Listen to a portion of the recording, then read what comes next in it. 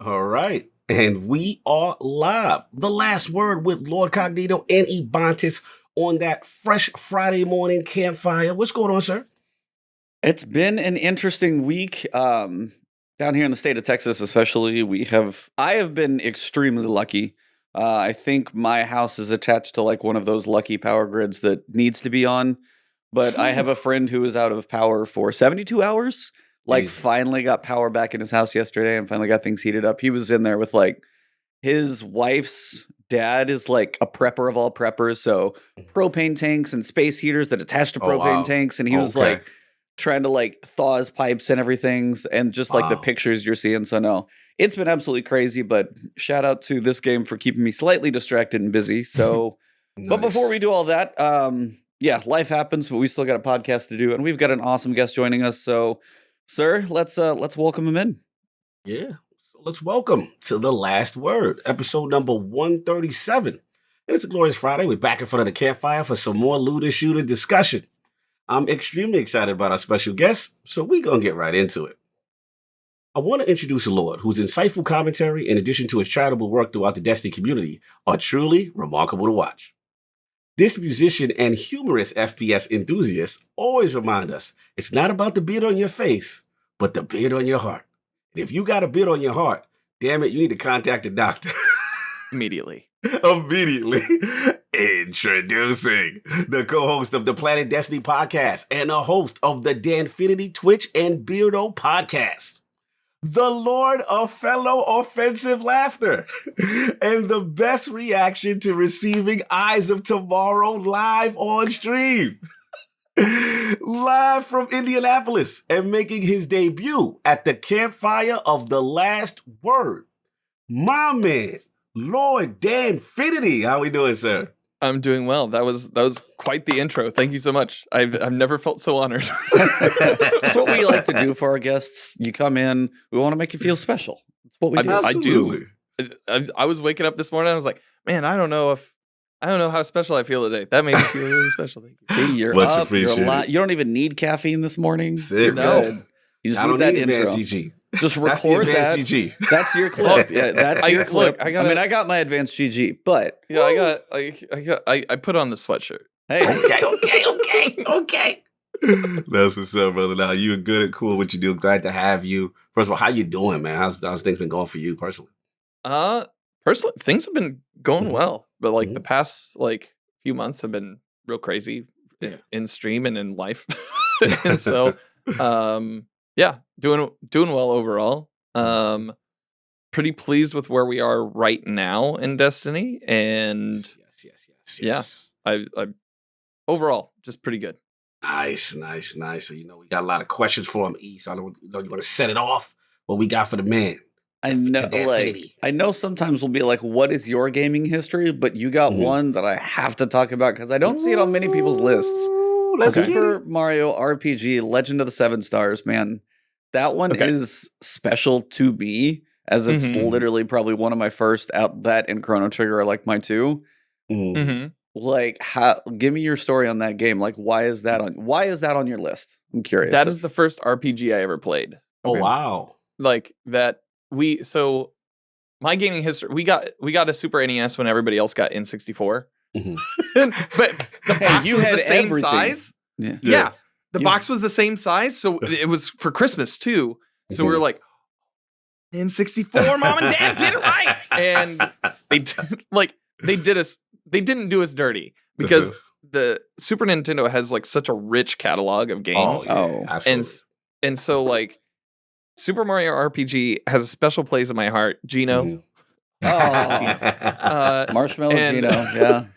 But yeah, it was the first time that like had mechanics like just spaced out fights, Yes. whereas Yeah. everything else that I had played was button mashy, like do it in the moment. Mhm. So it was interesting, and I was like, oh man, I wish there were more games like that. Yeah, for sure. Turns out there were. You're like, how be careful the words you wish for. So Oh yeah. yeah. Mhm. Oh yeah. No, but Beautiful. I see so few people with that on their list, but I was like, Chrono Trigger is good, but that was probably like, I don't know the order I played the two, but that one Mhm. sticks out of my head pretty damn high for Super Nintendo as well, because it's like I've enjoyed Mario forever, like Mario Mhm. 3 and Super Mario Mhm. Brothers, and then all of a sudden you're playing like this like isometric like Yeah. RPG leveling him up. You're playing next to like all the different characters you don't expect to. Some of them Yeah. are like, as you said, Gino is so unique, and just all the like the mechanics of like hit the button so you do more damage. No, Mhm. it's like that one's I have a special place for certain RPGs because I've like never played a Final Fantasy, which I know is sacrilege. Okay. Ever. Yeah, I'm getting looks right now. I don't think have I don't think I've finished a Final Fantasy. But you've played. I've played, yeah. I've started them. Yeah. I've That's started the thing, them. I've attempted. That is one of those things about like bigger games now, because even me, like, I'm about halfway through Immortals and I have to force myself to go back. But then I'm Yeah. looking at like Outriders demos coming and I'm like, when am I going to Yeah. get back to that game? And I got Time, half bro. through. It's just like, Mhm. it's hard Yeah. now to not have just like, oh, I just want to play some games and I'm a kid. It's like, no, especially as a content creator, anybody who does like, whether it's articles, written, podcasting, videos, Mhm. whatever, at this point, you're like doing things for fun. You're like, I feel like I'm wasting my time. Yeah. There's And only, it's- only so much time in the day. Yeah. Yeah, such So- is the thing. Yeah, for Yeah. me, I was like, oh yeah, that's a classic. Another one that you had on your list that I really, as a co-op guy, I really got an affinity for is you had Turtles in Time, man. Yeah, I gotta talk about that. I rarely see that. That was a classic. Talk to me about that one. That was the first game that I ever beat. Oh, wow. That's Ooh. hard too. Yeah. Okay. That's That was- legit. We would, Okay. my brother and I, my brother's about 4 years younger than I am. Mm-hmm. And then we had my sisters are all older than me. Like Mhm. the youngest one is 13 years older than me. Oh, wow. So Oh wow. they were having kids in the midst of it. So my nephews were kind of like an extra set of brothers. Got you because it was the bracket, the age Yeah. bracket. Yeah, it makes sense. And so we would, that was the game where when they came over, Mhm. Brad and I would start beating it together. Mhm. And then Ross, my actual brother, Ross, would start beating it with me. And so please nobody isolate that audio. But Mhm. it was it was an awesome game and really fun. Especially man, it's just like coming from a Turtles like Oh, yeah. background. Talk to him. Talk to him. Yeah. Turtles fans here. Let's Oh, go. just- Heroes in a half shell. Just how Turtle how power. in depth it gets, Woo! like with some of the cartoon bits and everything. I What? loved it. It's such a Bro. good game. It was a craze in that Mhm. age. Like TMNT was everywhere. You remember Mhm. the cartoon, the merchandising, everything about it, just unique and cool. Kids stuck to that thing like magnet. Yeah. Like it was just, I don't know. They just had the perfect combination of weirdness, but it just worked. Those And yeah, the movies were game. probably just about as weird. The movies were probably Yes. just about as weird Oh yeah. as like the Mhm. Super Mario Brothers movie, but they were still so much Mhm. better movies too. So it was Yeah. like, yeah. Mm-hmm. So confession time. Uh-oh. So the teacher asked us to do show and tell for kindergarten, Mm-hmm. and I didn't have anything on the day Mhm. because I made special plans with the teacher Mm-hmm. so that I could show the behind the scenes of Teenage Mutant Ninja Turtles 2, What? which I had the VHS for. It's about half an hour long, and yes, it What? features Vanilla Ice extensively. What? How'd you get Yeah. access to that? I think it was at Walmart, and it points to me always being the kind of nerd that's just like, I want to dive in Mm-hmm. and find out as much as I can Mm-hmm. about the things that I love. Absolutely. Same And way. Same that way. was, Mhm. I think that was the first Mhm. portent of things to come. Oh my god, that's classic. Classic, man. What else you got, E? I mean, like you got some like bangers in there. The fact that you went Atari, SNES, Mhm. eventually got to like what was like the big system? Did you get an N64? Did you just like jump into bigger stuff later? So Mhm. so we had an Atari 2600 that my brother-in-law gave us, and we played like Pac-Man and Pong and all sorts of stuff on that. And then we got the Super Nintendo, and that was a revelation to both of us. I played a lot of Game Boy I mowed several lawns to get a Game Boy Color. Oh, And go. yeah, like was really into Pokemon, like Pokemon Red, Nice. Pokemon Yellow. Huge. And I got Pokemon Yellow just because, like, even though it was like red and blue kind of like together, it was just the thought of having Pikachu follow you around everywhere. That was kind of cool. Salute. That was a huge game. Yeah. Huge game. Oh my God. Like, And big on game, bro. so there was that, and then Legend of Dragoon. I was still mowing lawns, but I was mowing for my sister. For payment, she would let me like play her PlayStation down in the basement. And I purchased Legend of Dragoon. It was like a $20 greatest hits at Toys R Us. And I ran through that guy. Like that was some of the hardest battles that I had up to that point. That also fed that RPG addiction. And then ended up purchasing a PlayStation 1. So, like when they minimized it. Oh, the mini, yes. Yeah. Okay, I got you. And so played like Metal Gear Solid on classic. that. Even though my parents probably wouldn't have been too happy about that. It's okay. That's fine now. Yeah, it's fine now. So, statute of limitation, you get. Yeah. And then oh, see that right there struck a chord. He's like, you're good. Yeah, and then like PlayStation 2. I skipped PlayStation 3 and then got a PlayStation 4 after like finding Destiny. So okay, yeah, PS4 is the way to do it. No, seriously though, like you said Game Boy though, and it brought me back. I gotta ask if anybody in chat or any of you guys know, there was like, and I had to look it up. There was a Simpsons like camp game. And I had to look it up to know what it was. And it's like Bart Simpson's Escape from Camp Deadly or something like that. And you said Game Boy. I was like, I remember like working. It was, of course, like the black and green or whatever it was, like the crazy old G one. But I was like, I remember spending too much time on that ridiculous game. And when you said you finally beat a game, I was like, that's like one that like, I don't know if I ever beat. But it's like there's a couple of those Game Boy games that were always just too damn hard. There was one called Zool. That I've been reminded of recently because Ben Pack, formerly of Giant Bomb, posted about it on Twitter. And I was like, I have not thought of Zool in so long. You were like this alien ninja. And it just, I don't know how many times I went up against it, but I always fail. I continually got back. It's just such a weird game. Yeah, there's some.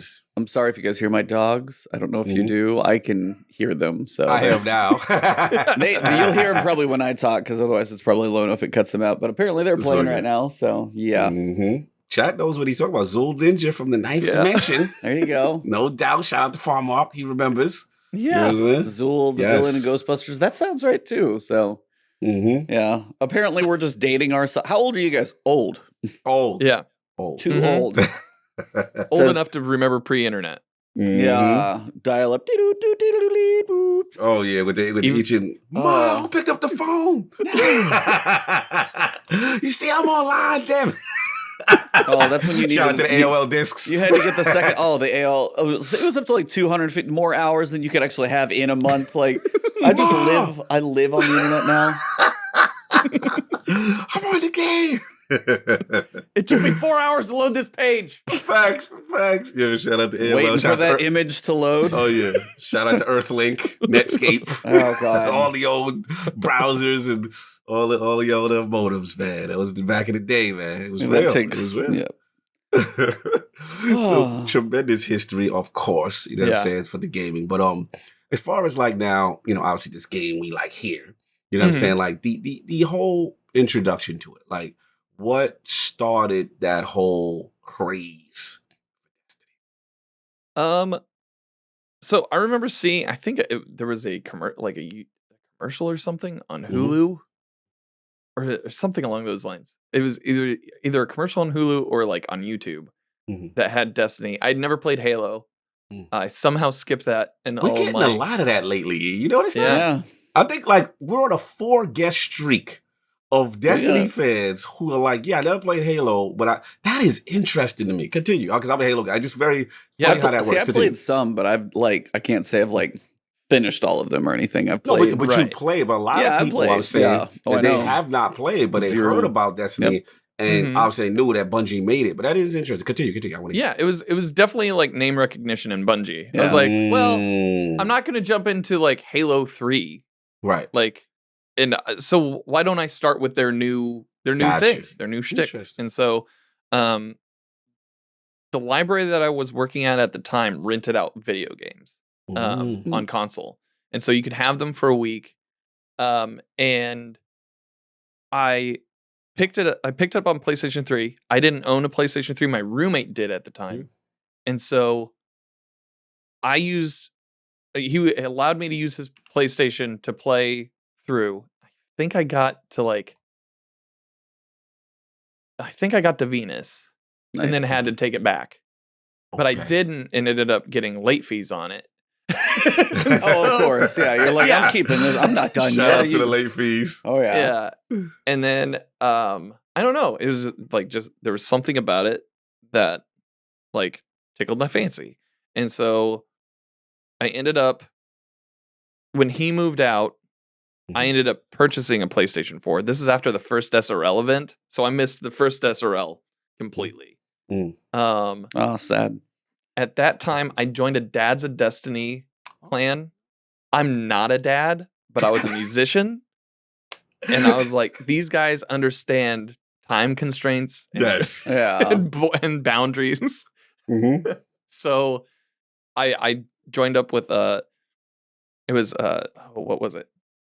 Forget the name of the clan. Oh my god! Uh-oh. It was High Command, DoD High Okay, Command. there we Excuse me. go. Oh my god! There we I go. would never heard the end of They that. were about to disown you. Yeah. Oh Yes, no yes. shit, dude! I was Oh about to man. clip this. So I joined up with them and like became an admin for them and like a raid Sherpa Nice. to some degree by taking King time. Nice. And yeah, it's just always stuck with me. Now, you say, I just want to kind of pressure you a little bit. You Okay. said, it definitely, you rented it. Those late fees definitely, Yeah. kicked in because you had choice of $1 a day. what, shout out to the $1 day rate fee. What was it as far as like, if you could try to nail it, like what was it specifically? Was it just because you're into a space game? Was it like the gun mechanics? Like, what was the hook that said, yo, I just can't stop playing it? It was the intrigue really. Like because The the fact further that there you got, was no story. No. yeah, I mean that kind of plays into it a little bit. But we didn't know that. Yeah. That's part of the intrigue. There's so much Like, mystery, and you're like, where's the end of the mystery? Yeah, where's the end of the mystery? And you're like, oh, is it in the vault of glass? And so I didn't have a mic at the time, and I spent 6 hours with a raid team from the 100.io. Yep. And I was able to hear them. They weren't able to hear me. I was going to ask you that when I saw your bag. Yeah. I was like, how is this possible? So Continue. that's why it took 6 hours is because we're using the PlayStation like chat in order. They're like, hey, do you understand this? And like sometimes I'd be able to like just nod up and down or no. And then if I needed them to describe more in depth what I was doing, I would have to type it out to them. Okay. And it was wow. like, I think people. So this is a PlayStation messaging app on your phone? Well, this he'd be was like on PlayStation a party. No, there'd be like a PlayStation party probably, and you're typing in the chat of the party. I would imagine. So is he's what he's doing. he's breaking immersion in game. Yeah. Oh yeah. Okay, Yeah. got you. Wow. Okay, wow. PlayStation button. Type it out with it. Yeah. I'm using this to type. Yeah. Oh my lord. Yeah. It's not a good system. It's not a go. not a good It's not a system. go. No. It's not a go. No. Wow. Mhm. They had infinite patience with me. And Yes, so they did. Yeah, that's pretty good. That's pretty that good. was we got through it. And there's a picture from I think my old Instagram. My Instagram previous where it's just like me after the raid and I was like, do they all take 6 hours? First time, yes, they do. Yeah. No So doubt. I don't know. It was like that not knowing what the story was and Right. kind of going in deeper and deeper and then finding that it had lore behind it that wasn't in the game, and then also like meeting up with people and kind of joining. It was my first community that I joined outside of like a music community, outside of like a local music scene. So it was very special to me.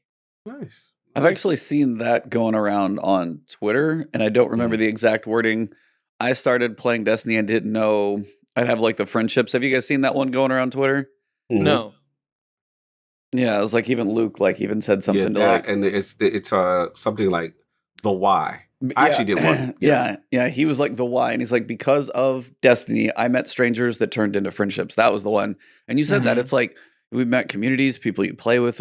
You remember the people you experience those moments with as well. It's Yeah. Destiny has done something pretty Absolutely. much nothing else has. They've ever done. Yeah, and to add on to what you said, he also I thought was a nice touch was remember when D2 launched.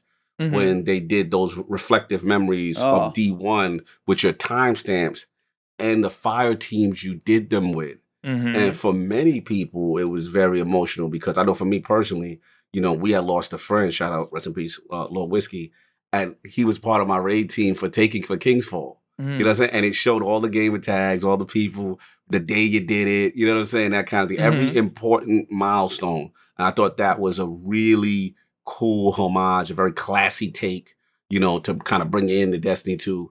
And shout out to that. So yeah, I did see the why as far as why people are into it. I actually filled one out myself.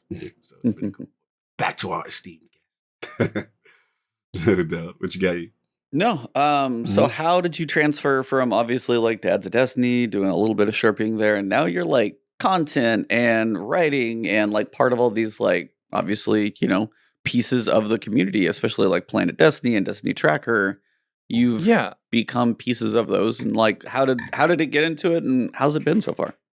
So like I didn't think that I'd start streaming in earnest ever. Like I kind of started around DoD time. I would stream on Sundays and just primarily to the DoD group that I was in, because if like what people wanted to raid and raid often, so it was like, okay, this is a way to teach mechanics and also show the good time to the rest of the group. But I didn't start streaming in earnest until maybe like September 2016 on my channel. And that was the same. I quit smoking that day, and then thank you. And then a few months later, Duba was doing something, and he needed bodies for like a video or something like that. So he put out a call, and I kind of knew him from the Guardian Radio podcast back in the day. Legends. Yeah. We had them on. We had what you call it on? Mark. Yep. Yeah, and so like I knew him from that, and then ended up being in that video. That same day, I had an interview with Destiny Tracker with Jay from Destiny Tracker. Ended up joining there for a while, and was on their podcast on that team. Ended up like transitioning out of that shortly around D2, and then joined Planet Destiny in 2018. Resume looking thick now. Just kind of floated all over the place. Thick resume. Who's gonna take me? I'll go here. I know, right? I just want to be part of Destiny. Come on. I just like making stuff, and so like, if even if it isn't affiliated with like a brand or something, I'd still be making things. But I've been insanely lucky with who I've gotten to work with in my time. So it's been a really wonderful journey. It feels longer than it actually has been. And yeah, man, I don't know. It's been a lot of fun. No, I'll say I was just gonna say anybody who's done content, like you think of like, how long have I been doing this? And you're like, oh, that's all. And when you said it feels longer than it has been, I can definitely empathize with that. And people ask me, be like, how long have you been doing that? I have to think, because like, I mean, every day you feel like you're never doing enough, so it's like it always feels longer by the time you get around to doing it. So no, I just had to chime in. I was like 100% agree. No, that's real. That's real, man. No, that's real cool. And I just love, like I said, one thing I like about your content as a person who raids, just looking at your sherpering stuff, and I think that's an art. Shout out to my boy back from the dead who's in there. He's one of our sherpers from Iron Lord Podcast and on our Destiny clan. But like, I think like it takes a certain disposition to be a good sherpa, in my opinion, especially for a raid, because obviously the mechanics and stuff like that, but I like the way you talk to people. Okay, hey, you gonna do this. Okay, you guys just gonna clear ads. You know what I'm saying? And then I'm gonna shoot this scanner thing, and then you gonna do this. I'm gonna operate like people don't realize there's a way to talk to people so that because it's a very intimidating process for a new person, and I think we don't celebrate our Sherpas enough. So it's like I wanted to salute you on that because I was listening. I was like, let me see how he Sherpa. Let me see what he doing. You know what I'm saying? But it was really cool, and you make it fun and help everybody out. And then, like I said, that satisfaction when the raid is complete, they get their first clear, and it's like it's a big deal, man. So salute to you on that for sure. Yeah, that's been. I've been told that I'm incredibly patient, and that is a blessing and a curse. I don't know. It's required. Yeah. And so I don't know. And through all of this, you learn from different people, and you end up taking that and packaging it in a way that is understandable to people. That's like the best way that you can. If you can add some humor into it, I feel like people understand that more. Like during Last Wish, the ogre section, I usually call that the taken bongs. Because two hits is just right, but if you take any more than that, it's big rip, little buddy. There you go. All right. he going there. I was like, yeah. Gonna go ahead and have to mark this podcast in the YouTube algorithm there. All right, yeah. The opinions of Danfinity do not necessarily reflect. Okay. We all have histories. Okay. I was like, we gave up one thing for another. What happened? Shout out to the algorithm. And the algorithm's like, you're good. Continue, sir. Continue, sir. You just have to make it palatable so that people understand what they're doing, what the end goal is, and how to get there. And so that's always been my kind of goal. But to varying degrees of completion. Success. Yeah. Sometimes sometimes you gotta take them through a section at a time. Sometimes like, okay, this is where we at tonight. Kind of thing, and then based on the skill levels and stuff like that. Someone, shout out to Pablito Savage. He said make sure to ask him how he got his nickname Danarchy. There's got to be some history. I need to know about this. We got to know this one. Yeah, what's that about? So Pablito and Cheyenne Gaming taught they taught me the way that you can reset the balls during Scourge of the Past in the final section. Yeah, don't clip that one out of context either. Yeah, reset the balls, but we good. Yeah. So, don't get us, Twitch. We Destiny good. does this to us. Oh, I know. Taking King's the worst. Don't worry. Especially yeah.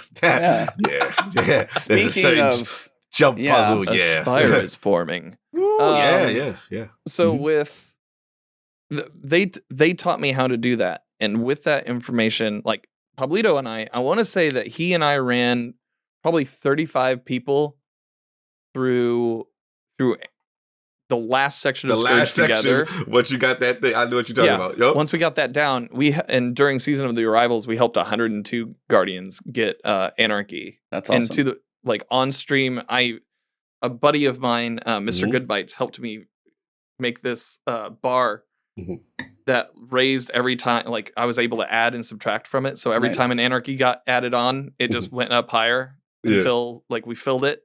Nice. And it got down to the wire on the last possible Sunday we could help people do it. And I think we were at 97, and it was getting it was looking like maybe it wasn't going to happen, and then we had 5 drop later on in the day. Nice. So it was fire.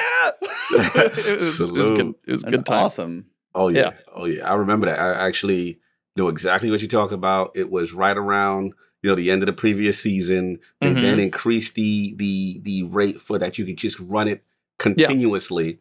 And I was in the same boat. I wasn't in the same boat as far as you, running this amazing stream helping the community. But Mhm. I was part of a group that was, shout out to Wilhelm Scream, he was down with it. A couple others, and they knew the strat that you're talking about.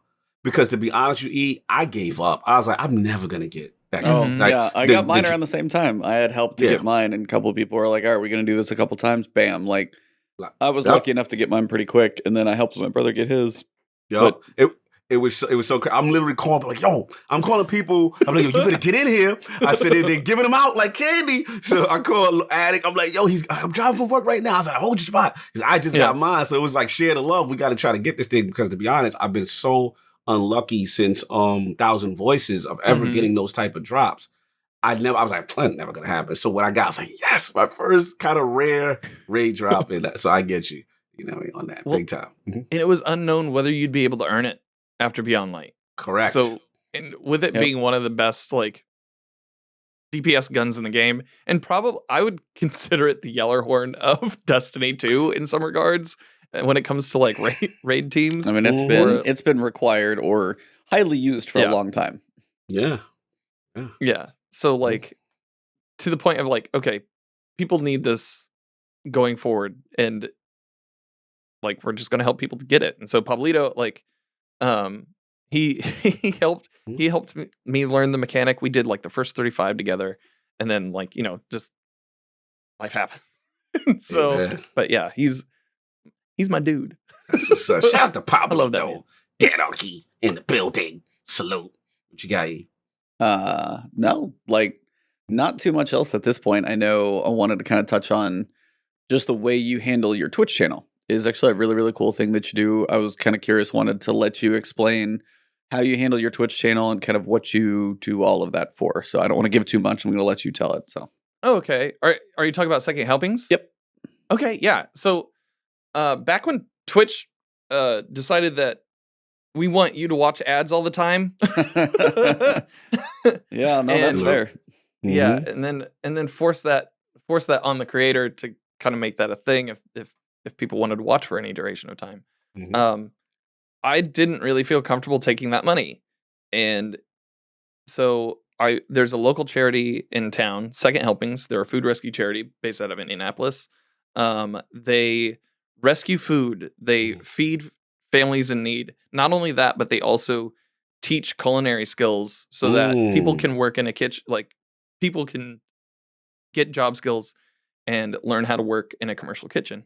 And so last year during 2020, they rescued 2.1 million pounds of food just in central, like in Indiana. And they opened up like several different satellite kitchens with a few local restaurants, and just really made a huge impact on the community. So anytime you watch ads in my stream, that money goes to Second Helpings. That's awesome. That's awesome, man. And I love the second part, the culinary skill also. Like that is very unique, very cool to kind of equip people with that skill set so they can try to employ themselves with their, their technique. That's really cool. So like I think the goal last year was to do $5,000. It turns out ad revenue is not that much. But what?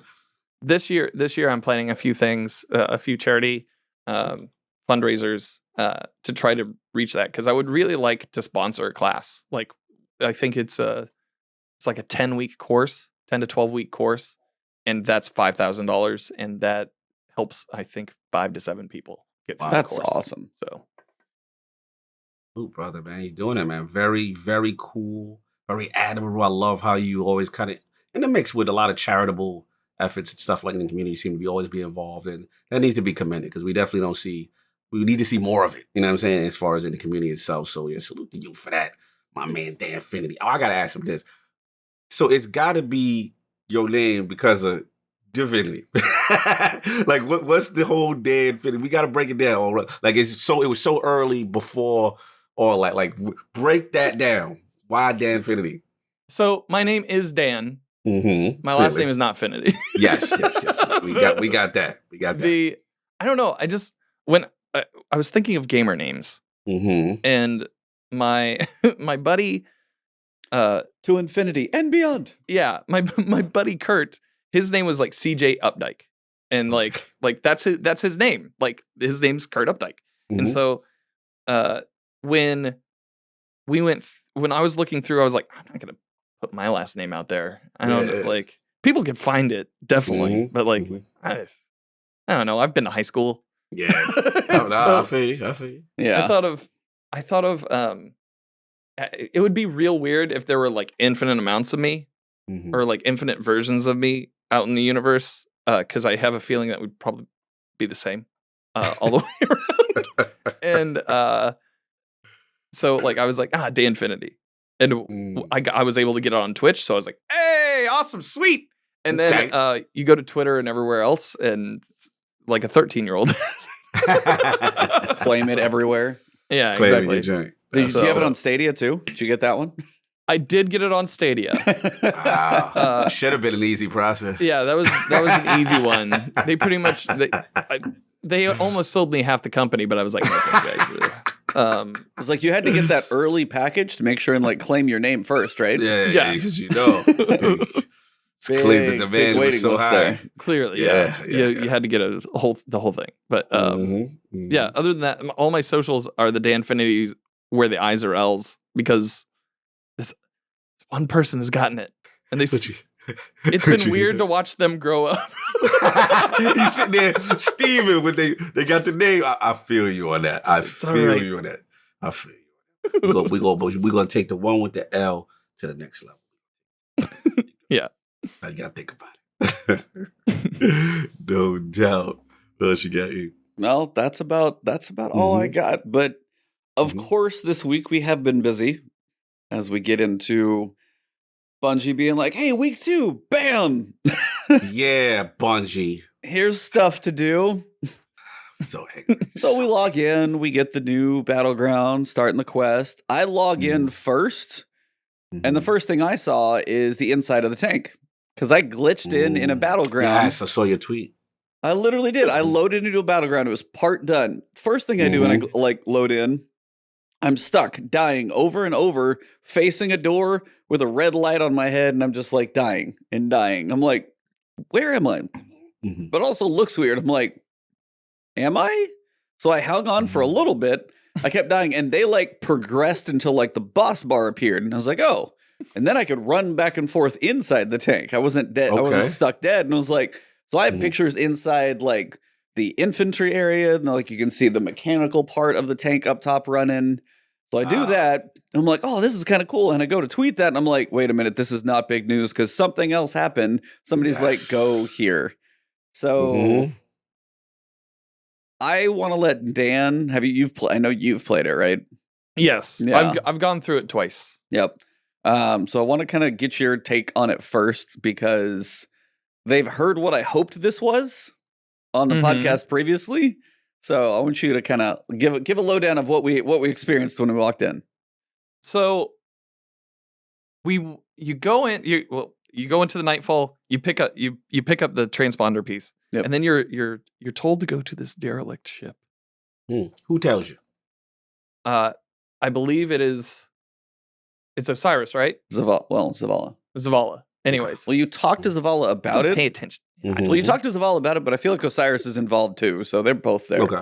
Yeah, he's definitely the one giving the commands once you're on the ship. Oh, well, so Osiris is giving the play-by, but he's okay. Yeah, he's here. That's good. This is good. I like this. And so, like, you get onto the ship. There's a little bit of jumping puzzle. Uh-oh. And then there's. So, have you ever played Control? A little, very little. Okay. So you reach this door that you butt up against it and you start burning. And you're like, how do I get past this? And then you see these little spores off to the side, and they take damage. And once you hit them, I think you get Egra Ogre or something like that. Yeah, it's like Egregore or something like that. Yeah, Egregore. And once you have that buff, you can pass through the door, the fungal door. And you're able to progress through there's various spaces with the spore doors and the and switches, and you make your way through, and it just keeps getting creepier and creepier, and you're not facing anything. You're just kind of wandering around this empty space. So we get into horror space now. Until the Screebs show up. Oh, yeah. Okay. It is probably the most effective use of the Scorn in Destiny. Yeah. It completely changes how I looked at them as a species. And yeah, so like the further you get in, like there's a trash compactor scene. All sorts of stuff. Oh, that is so perfect. It was when you drop down in there, you're like, is that a trash oh, this is a trash compactor. Oh, the walls are coming in. And we died once. Oh, I died multiple times my first time. Well, I figured it out like one time. My second time through, I died like 6 times trying to find the last little guy. And then I was like, then I kind of figured out like get the little bit of vertical and you were fine. But no, the trash compactor was fantastic. Somebody in my chat was like, I wish there was something else in the trash compactor with you though, just to give you a little more. To kind of give you more attention to get out. Yeah, but I'm gonna have to stop you though, because you skipped. You said, "Hey, a little jumping puzzle." You do the first exterior jumping puzzle, and then the audio team just crushes it out of the absolute park. Really? Oh God, what dude. Sky? What my boy Sky and the team did? Oh well, probably more sound design, not composing. Okay. I mean, there's probably good music in the background, but that's not as much as what you notice. The ominous nature. When I said, I was like, "Hey, I wonder if this is going to be like Alien Isolation." Alien Isolation, Dead Space, like as you said, you don't see anything for the longest time. That doesn't mean in certain rooms you get in like oh yeah, like ominous growling, shaky, footsteps? like huge footstep stomps. Yeah, like they set the tone. The lighting, little like flashes of like little flickers of things, and like go around a corridor, and just the volumetric lighting they have and the little flickers. No, you walk, you're like, oh, what's this? You kind of see a little bit, and then you go around the outside. They set the tone from like the first air vent, and they did. Oh, it's quite awesome, and like so you keep progressing. You start facing more and more Scorn as you go on. You end up in a hangar where you're facing a ton of enemies, like just a huge volume of enemies. Like, give me volume comparison, like 0 hour in level of enemies. I would say a little bit more, or at least like more tanky enemies. More tanky, okay. Yeah, they got some heft, and then you got a good mix that comes through, because they come in like waves, and you still got waves of Screebs jumping at you all over the place. Yeah, and they might. You're like, oh, I'm kind of safe. No, I'm not. Like they're. It also feels like every enemy you face is a red sword, regardless of your power level. Yeah, you are. Oh, wow. Yeah, you're under leveled like the whole time. Oh wow. Yeah, that's really okay. And so you get to this hangar and you see a menagerie ship, one of the ships that you were able to earn from the menagerie, and you get these.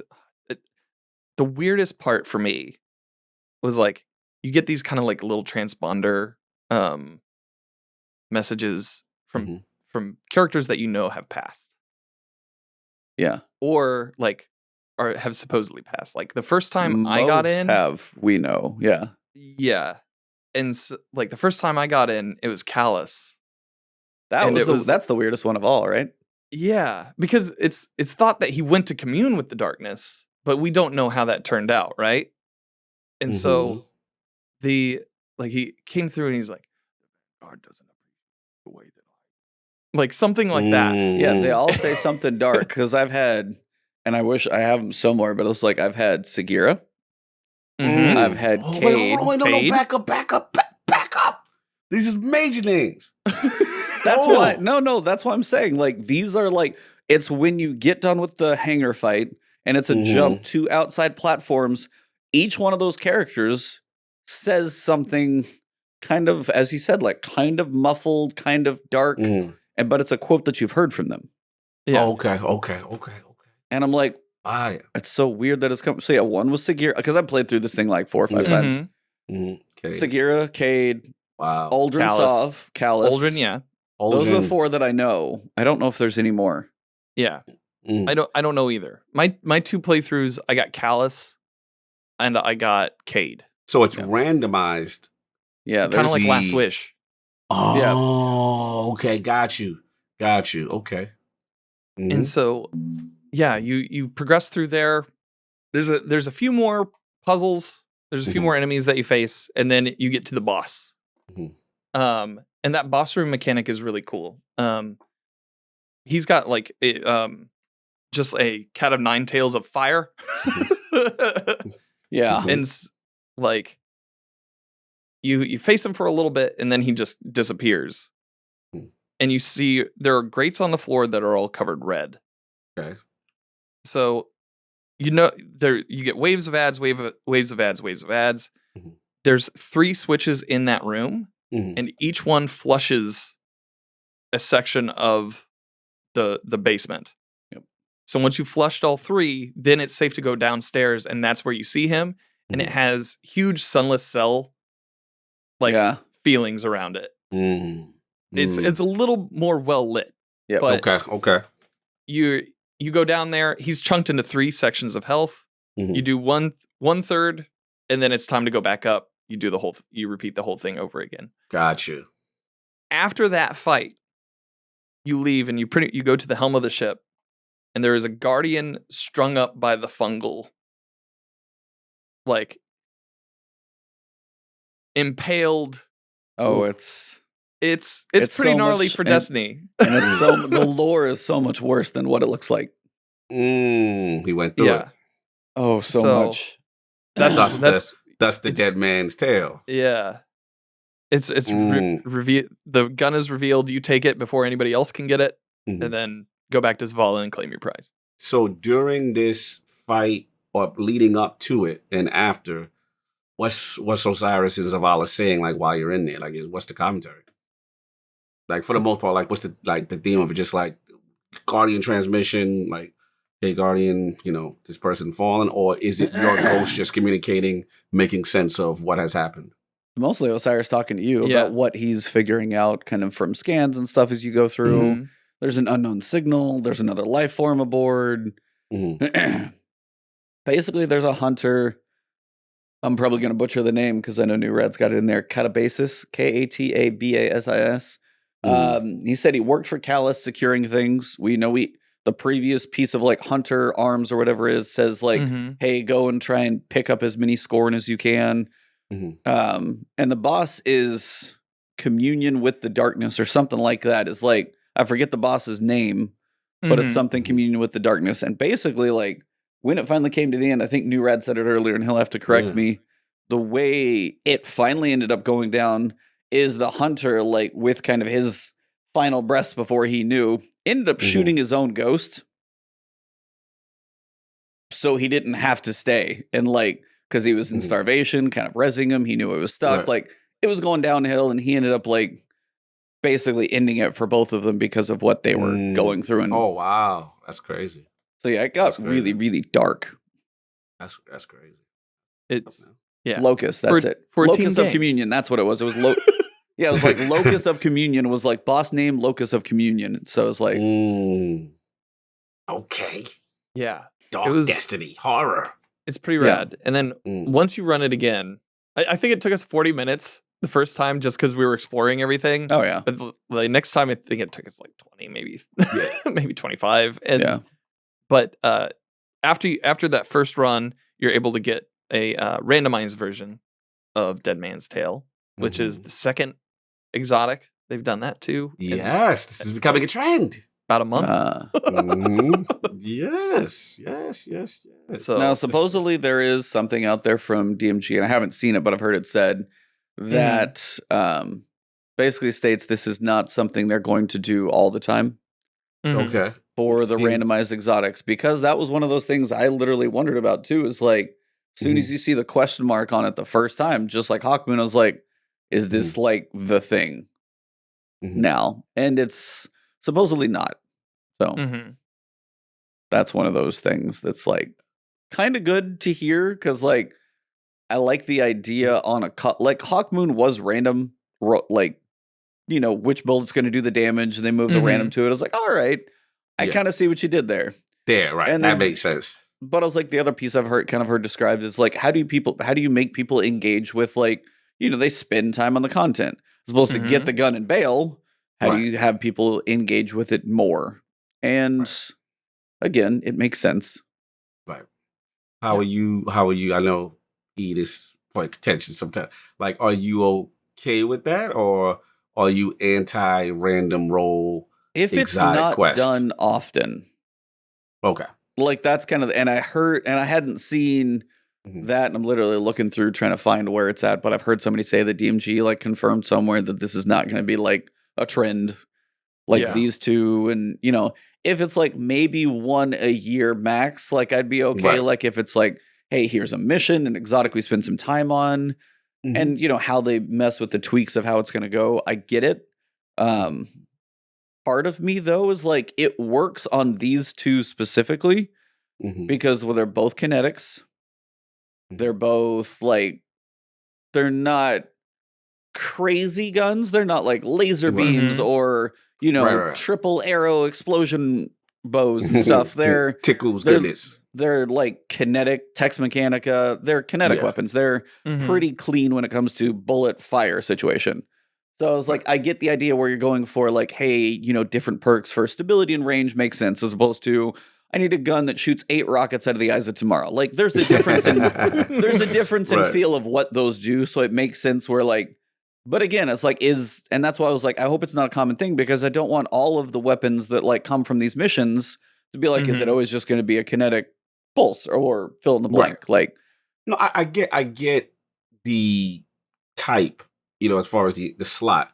But I guess, like I said, my question is, let's just say, it was like, hey, they wanted to do it with another energy weapon or what you call a weapon. Like, your main thing is you just don't want to see it too often. You got space between this, as opposed to all of our exotic acquisition being randomized so that your, version of said gun is always different than my version kind of thing. Yeah. Well, What about you, other, Dick? I was just going to I'm say sorry. the other piece Yeah. of that is because collections you can't, again, how long do these last? You can't pull it out, yeah. You can't save it. And if these last for a quote year during all the things Right. we get in year 4, come Witch Queen and somebody's like, hey, what's Hawkmoon? Well, it's an exotic theoretically we're still going to have, but if somebody can't go pull a random roll from collections just because they go Right. get even the like spoils of war or whatever, Yeah. that's a different problem.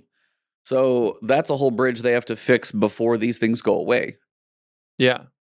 It also introduces an they've already said that exotics aren't getting sunset, or they have no plans to sunset them. For now. Yeah, I was like, I'm waiting So- for that bomb. I'm slowly bracing.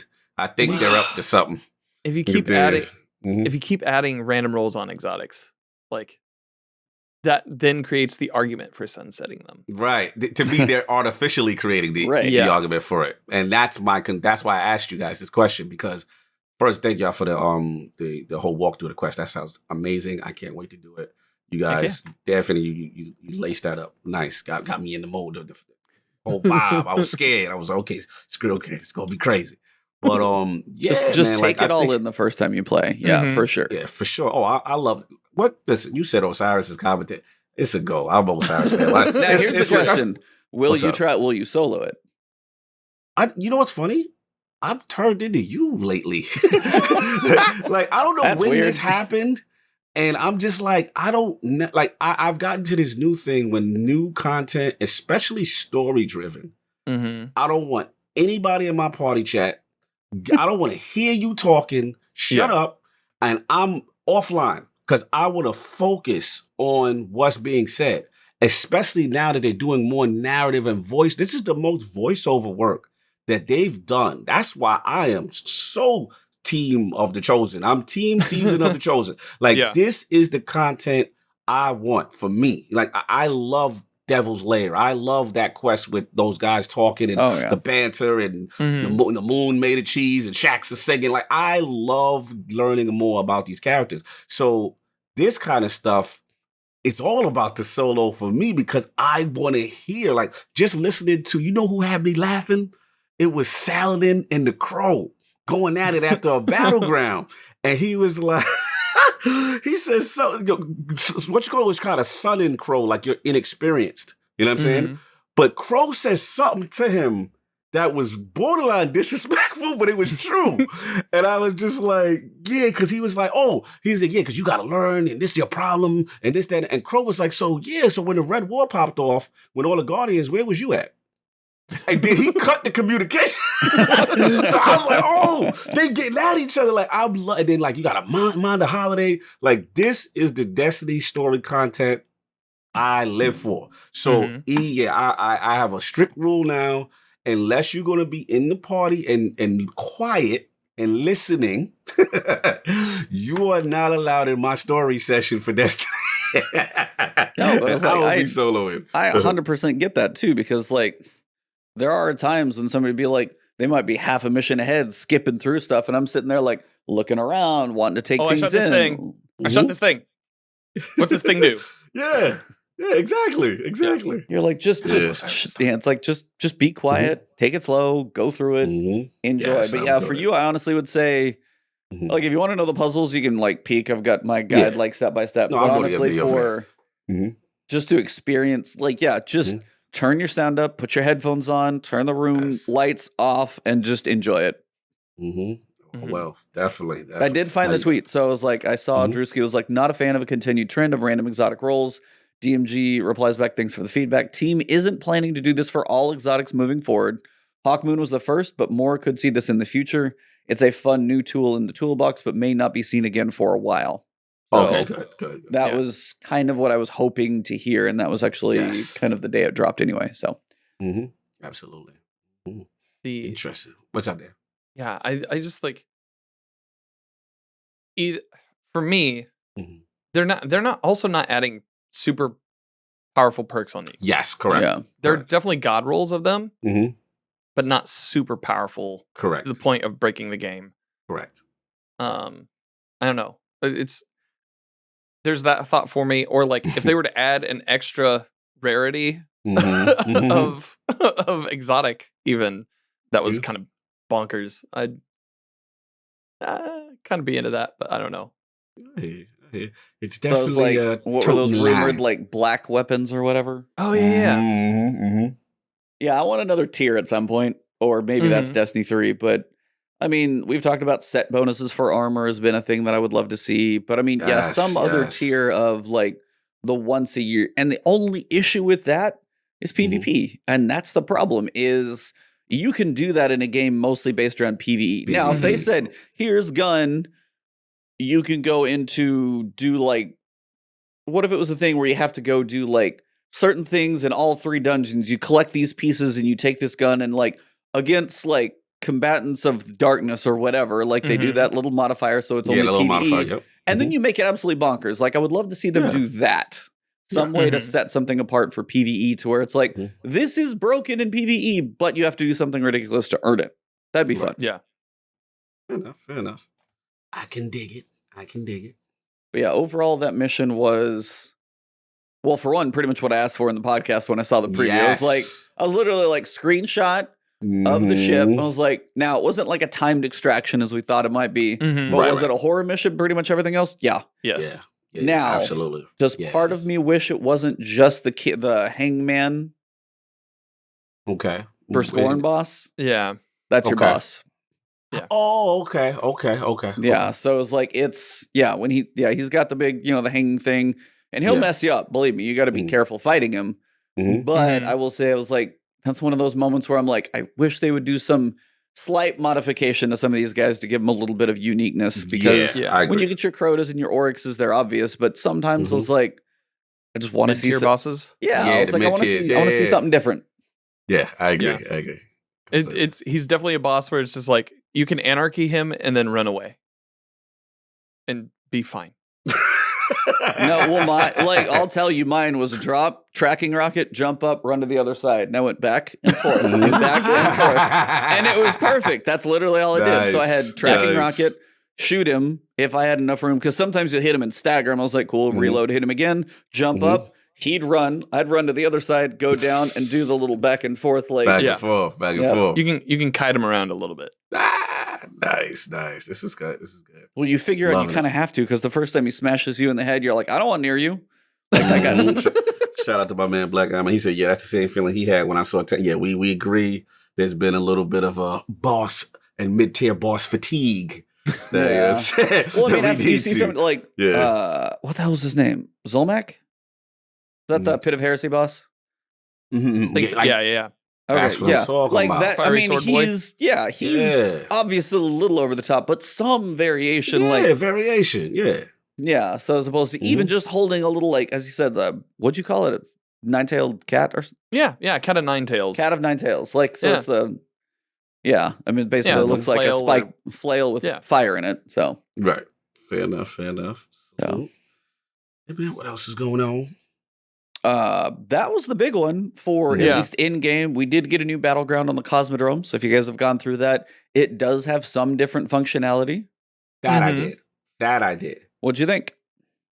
I liked it. I've been liking battlegrounds. I feel that they're different enough.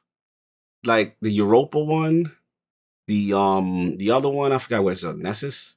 Yep. And now this one. And I liked it because it felt like, yo, the Cabal, they gonna bring it to the hive. They tie it. Like this is the last stand for them. And they're like, we are bringing it. They in there beefing with the hive and you getting in the way. So it's just interesting. I like how they like fortified the setup before you go into the room. I like that feeling. It's chaotic and listen, Destiny's always good when you get to shoot stuff endlessly and just go bonkers with your loadouts. And there's something about battle, and it's simplistic in its nature, but what I like about it that most of their other encounters don't do is like, they don't allow, like most of the encounters is everything is forward facing this way. What I like about Battlegrounds, it's coming from, you don't know what's going on. Sometimes you got to jump up on a high place and say, okay, who's shooting me? like what's going on? You know, that kind of thing. And I like it. So it's just, I've been loving that. And again, my thing is when you do the little hammer mechanic, again, because I'm Captain Lore and Captain Voiceover, I love listening. So I sit there and I open up my little Warlock book with my emote, and I want to hear what they're going to say now. So that's my new thing about the Battleground. As far as the hammer mechanic, I wish, like, you know, I think as you do the runes and all that stuff, you get more stuff out. My only thing is, like, I wish, like, it wasn't just one, you know, that you do, and then, you know what I'm saying? Like, I know they give you more gold and more other things, but sometimes I wish it was like you get a little bit more reward with that. I know I got to unlock more stuff. So I'm in the middle with that. It'll be part week of it. 7 when you unlock that thing. Yeah, like, and that's part of it. Yeah, their time getting that crazy. But I liked when I logged in, Osiris was there. Kato was like, look, you look like a wise warlock. Yeah, that was good. I like that She part. was like, talk to your man. Like, she was like, talk to Zavala. Like, we don't need to do this.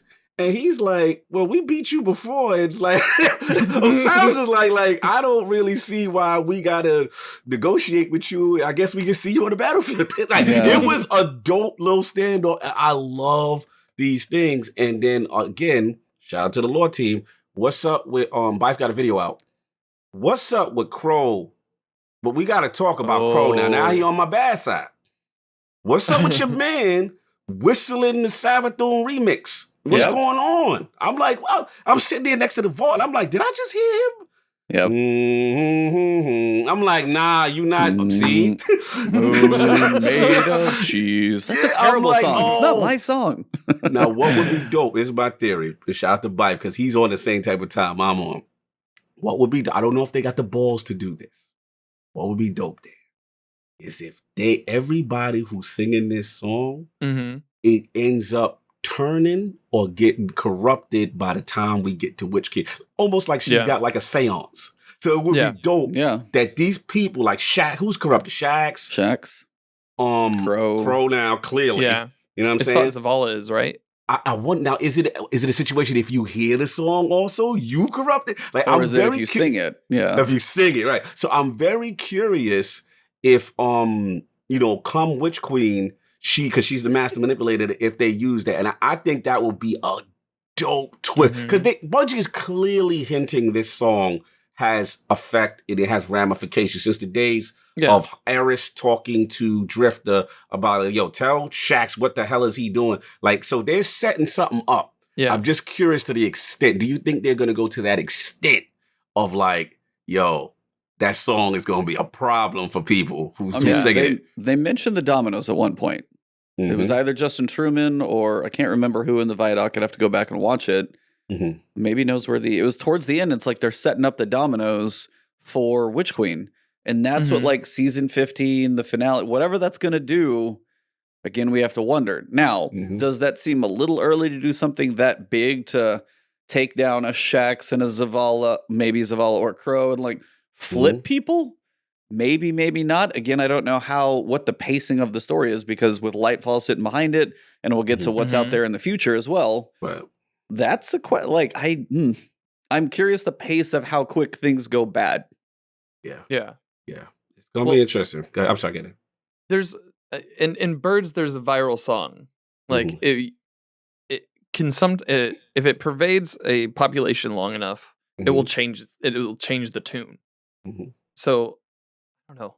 I would hope that it would that like we start seeing the meme go between different players. Well, I guess Eris has the song too, right? Yeah, that's she. Yeah, the moon made of cheese.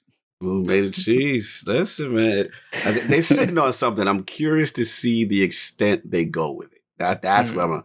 But yeah, I mean, it's back to your question with Battlegrounds.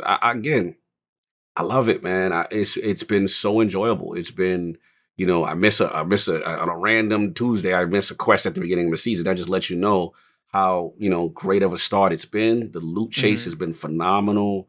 I feel the meta has been in a fantastic place. I'm really, I just got that grenade launcher. What is it? Salvo something? Salvo. I just got mine too. Oh my Lord. Chain reaction on that thing is nutty. By the way, just a shout out to everybody.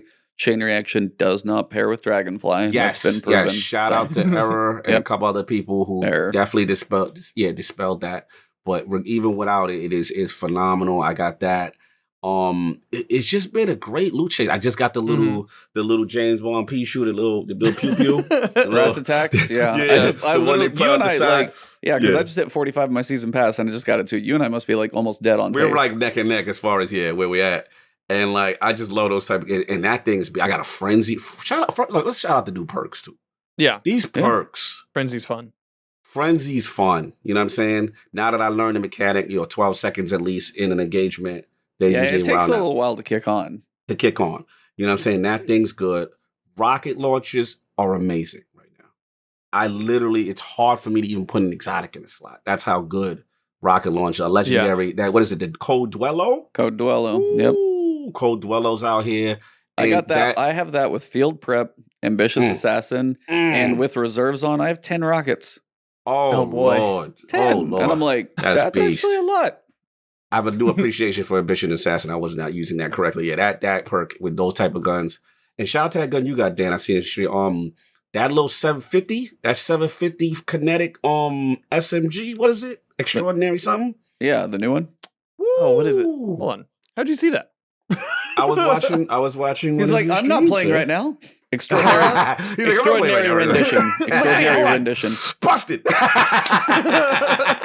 I got my hands. You good, brother. Yeah, the extraordinary rendition. Ooh, I love that thing. I love that. That is. Then you got snipers using barrier now. Like you got, which are really strong. Really strong. Now I gotta say one thing. What's up? Let's go. Can that not cost 6? 6. But then come on, they got to though. But they got to. It's a slip, bro. It's a sniper though.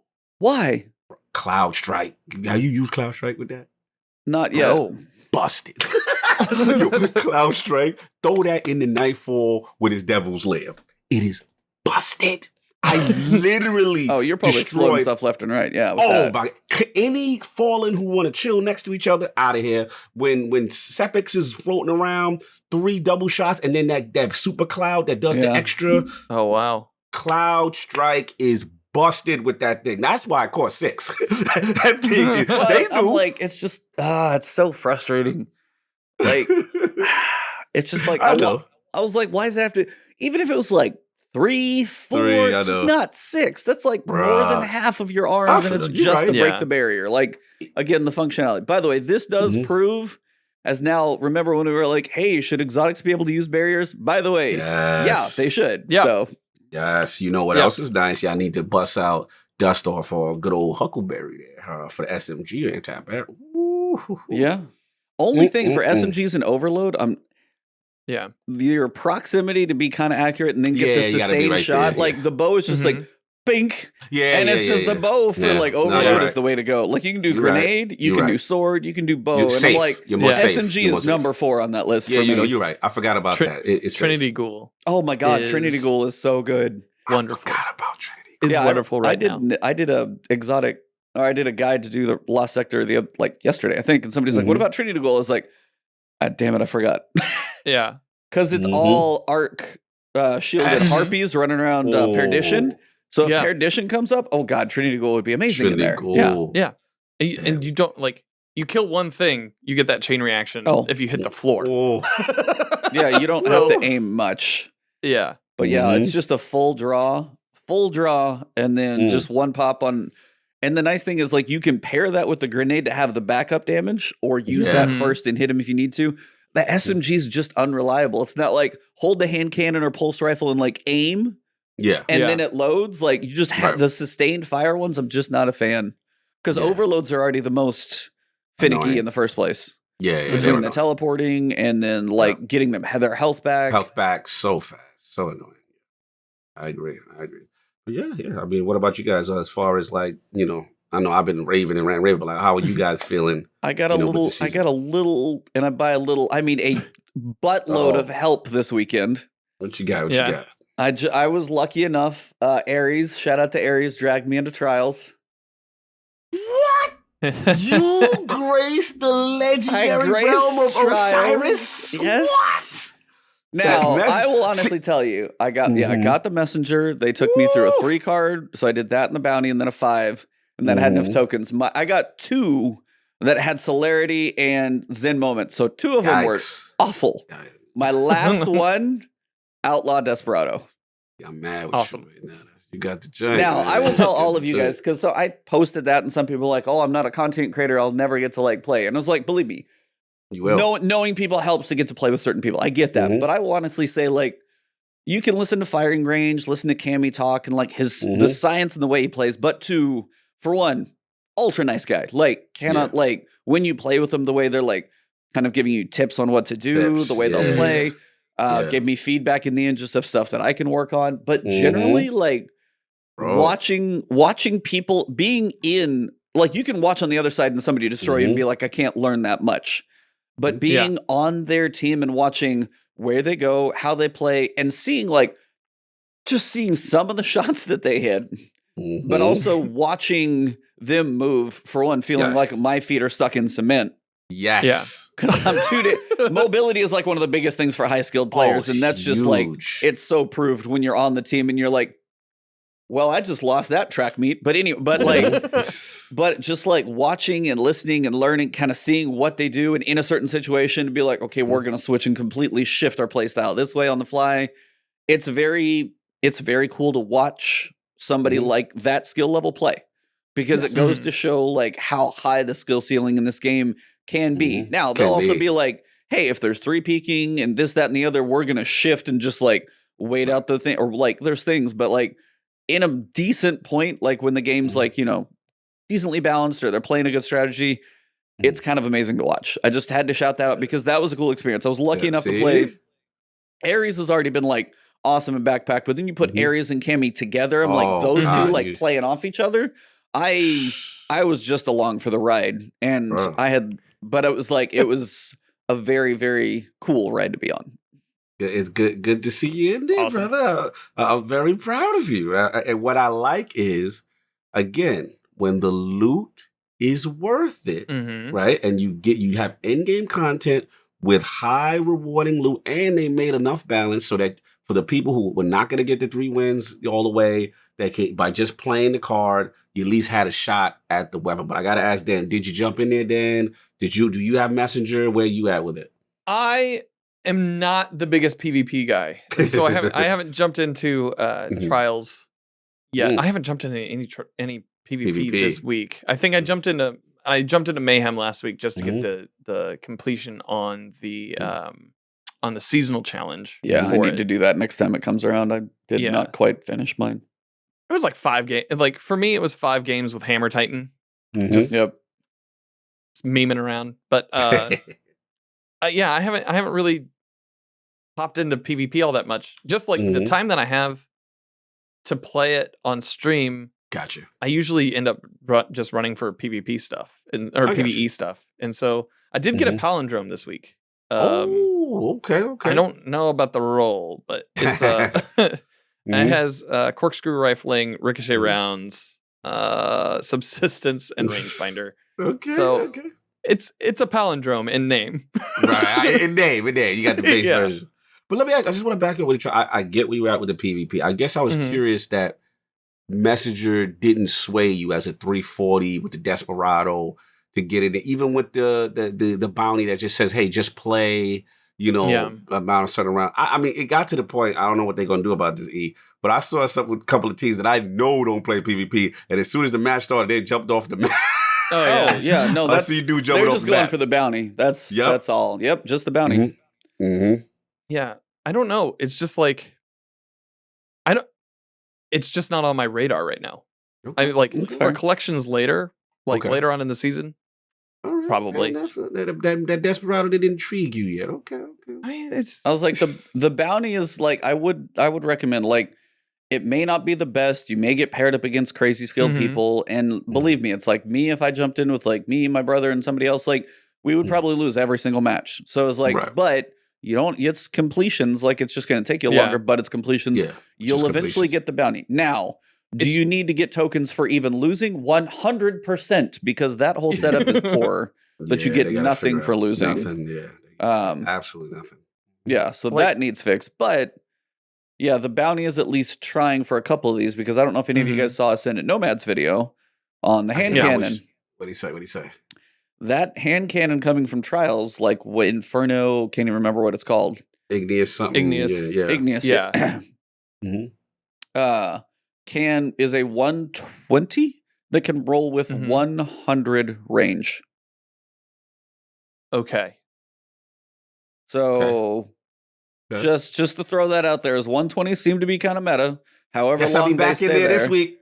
Well, no, it was. I think it's weapon, armor, and adept mod. So like this weekend Yeah. won't be quite as this week quite as probably poppin'. armor. Igneous hammer. Yeah. There you go. Thank you. Igneous hammer. Yes. But yeah, he was messing around with D2 Gunsmith, and I did it as well. You can get Yeah. either 96, or if you mess some other stuff around, you can get 100, depending Wow. on what your like give and takes and stability and stuff are. But literally, by Mhm. only losing about 4 handling, you can have 96 range, Mm. and its base stats are still better than just about everything else. Okay. So okay. if you like 120s at all, like pay Mhm. attention to when Trials weapons start dropping, especially when it's the bounty. Yeah. That will Mhm. be a good time for you to go get that. Yeah. No, I Yeah. like it. I'm just terrible with 120. For whatever, I just don't have that accuracy that these guys have, especially Oh. at long ranges. I'm getting clipped. I'm just like, Oh, how I these know. guys hit It's me? like it's just Yeah.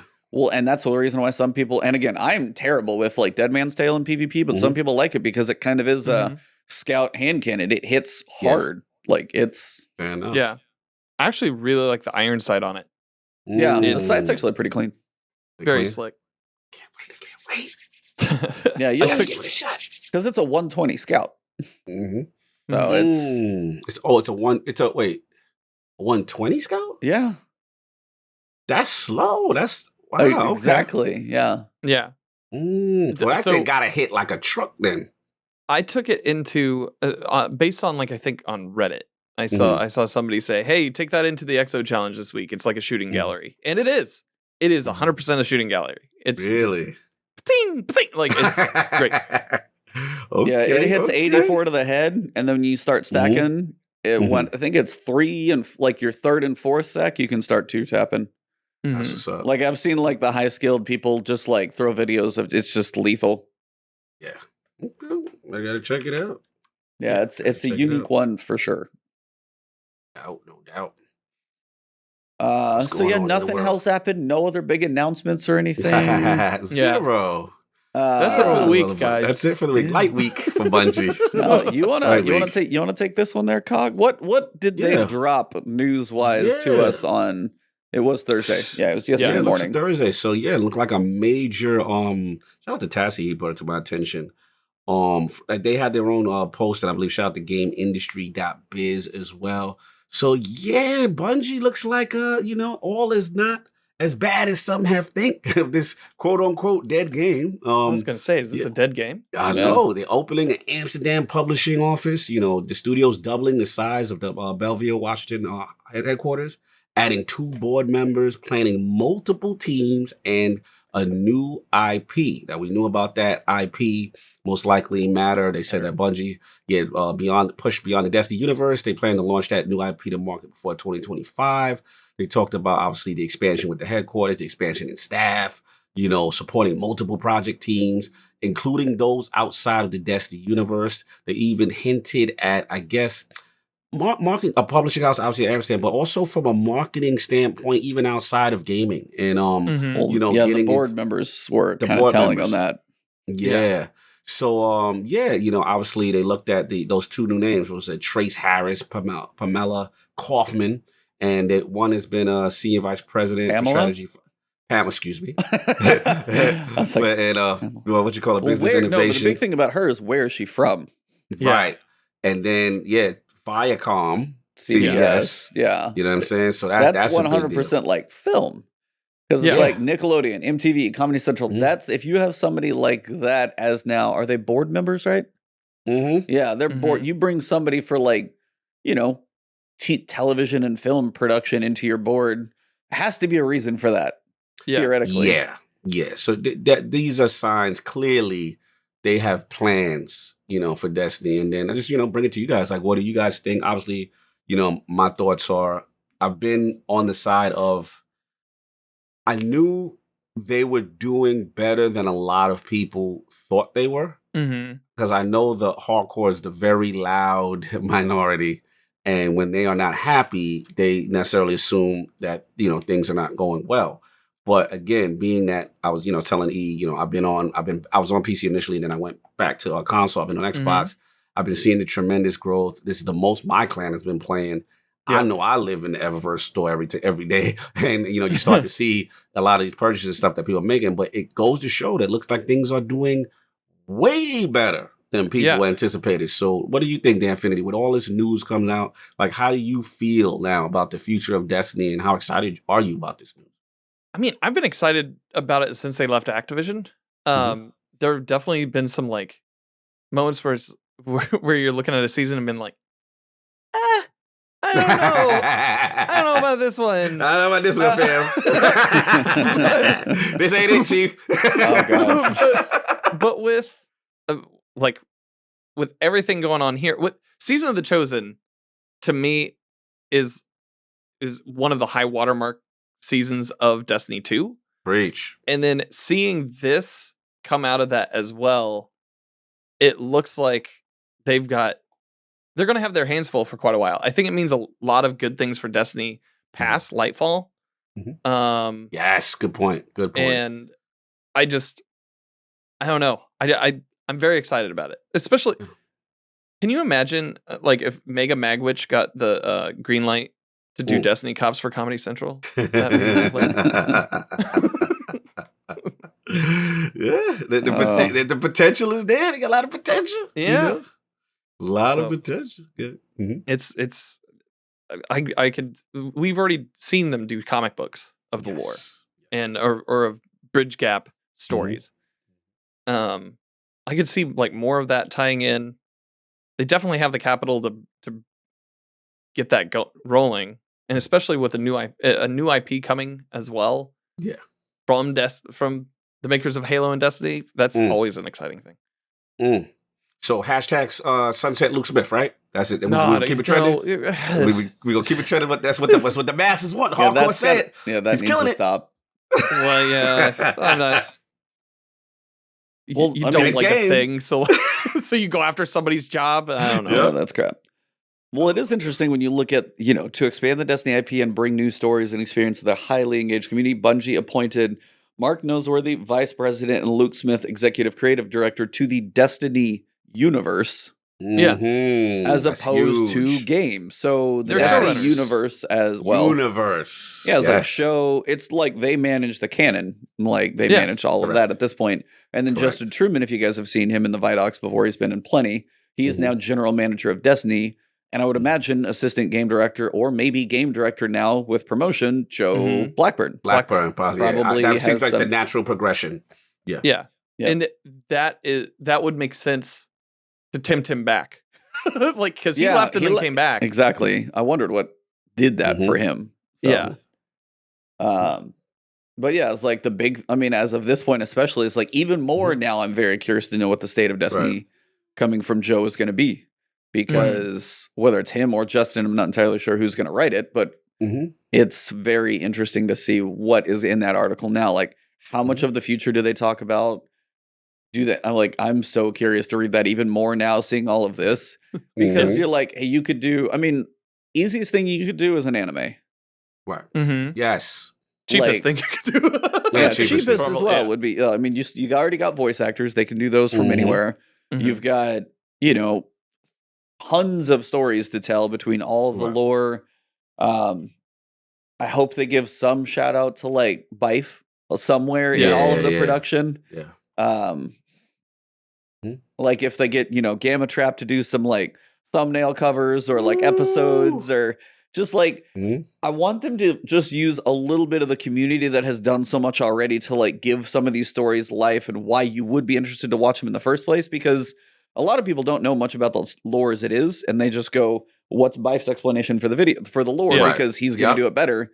I hope they give a little bit of credit to, not saying the writers at Bungie didn't do anything. They did. They built it.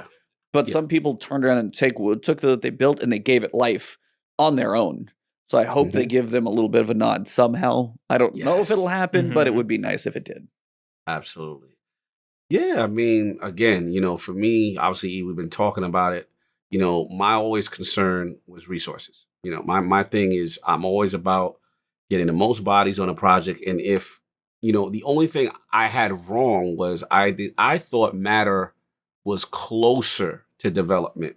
So I was thinking Matter was going to be right after Lightfall, and at that point we didn't know what. Not gonna say the history of Destiny was gonna in a flux, but maybe they transitioned there and the resources are now there. We know certain people with the team was split.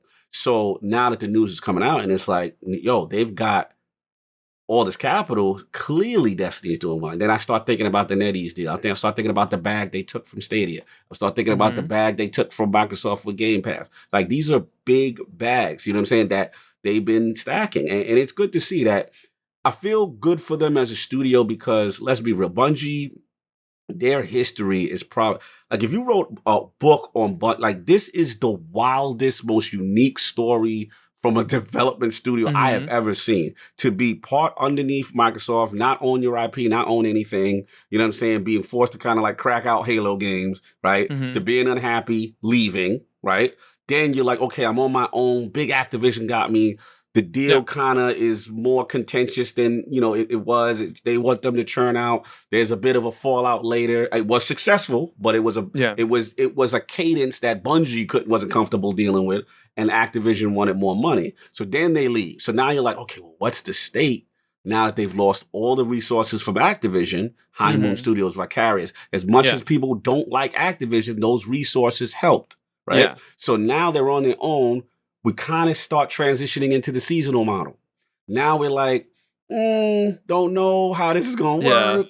What's the future? Is it okay? And that's where the questions happen. So it's good to see that, behind the hood, they were doing well. They were making money.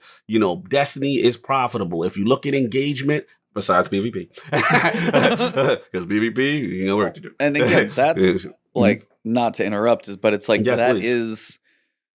that's still the question, though. It's like somebody said it in chat. Is like, it is interesting still with all of these resources like that are to come. It's like what they're planning now. You are looking out to Lightfall to see the fruit of this because they're still tight on resources, trying to split things in like couple places. Like they are, but still they're hiring. They're hiring. No, it's like they're 100% hiring. And again, they're going to take a headquarters of like a sub 100,000 square foot to be even more. So it's going to be 84,000. like, Bruh. 2.2 During a times as big. pandemic, they are Oh, I hiring. know. Like, They eating right now. That you don't make those kind of moves unless the checkbook look good, unless the account got an extra couple zeros in the savings. Like things are looking good when they go into the ATM. So again, it just takes time to ramp it up is all I'm saying. Yes. That's literally like they You're have the money, they're making the investment, their future plans are looking very, very bright, but you can't expect like Witch Queen is going to be Forsaken. It's not going to be that fast. Yeah, they've already set the precedence. Absolutely. Now, this is all going to take time. The thing that's good about it is for those who were worried, right? For those who are like, hey, what's the future of this game? You know, now you can kind of breathe a little bit that they plan on sticking with this thing. They have big plans for this thing.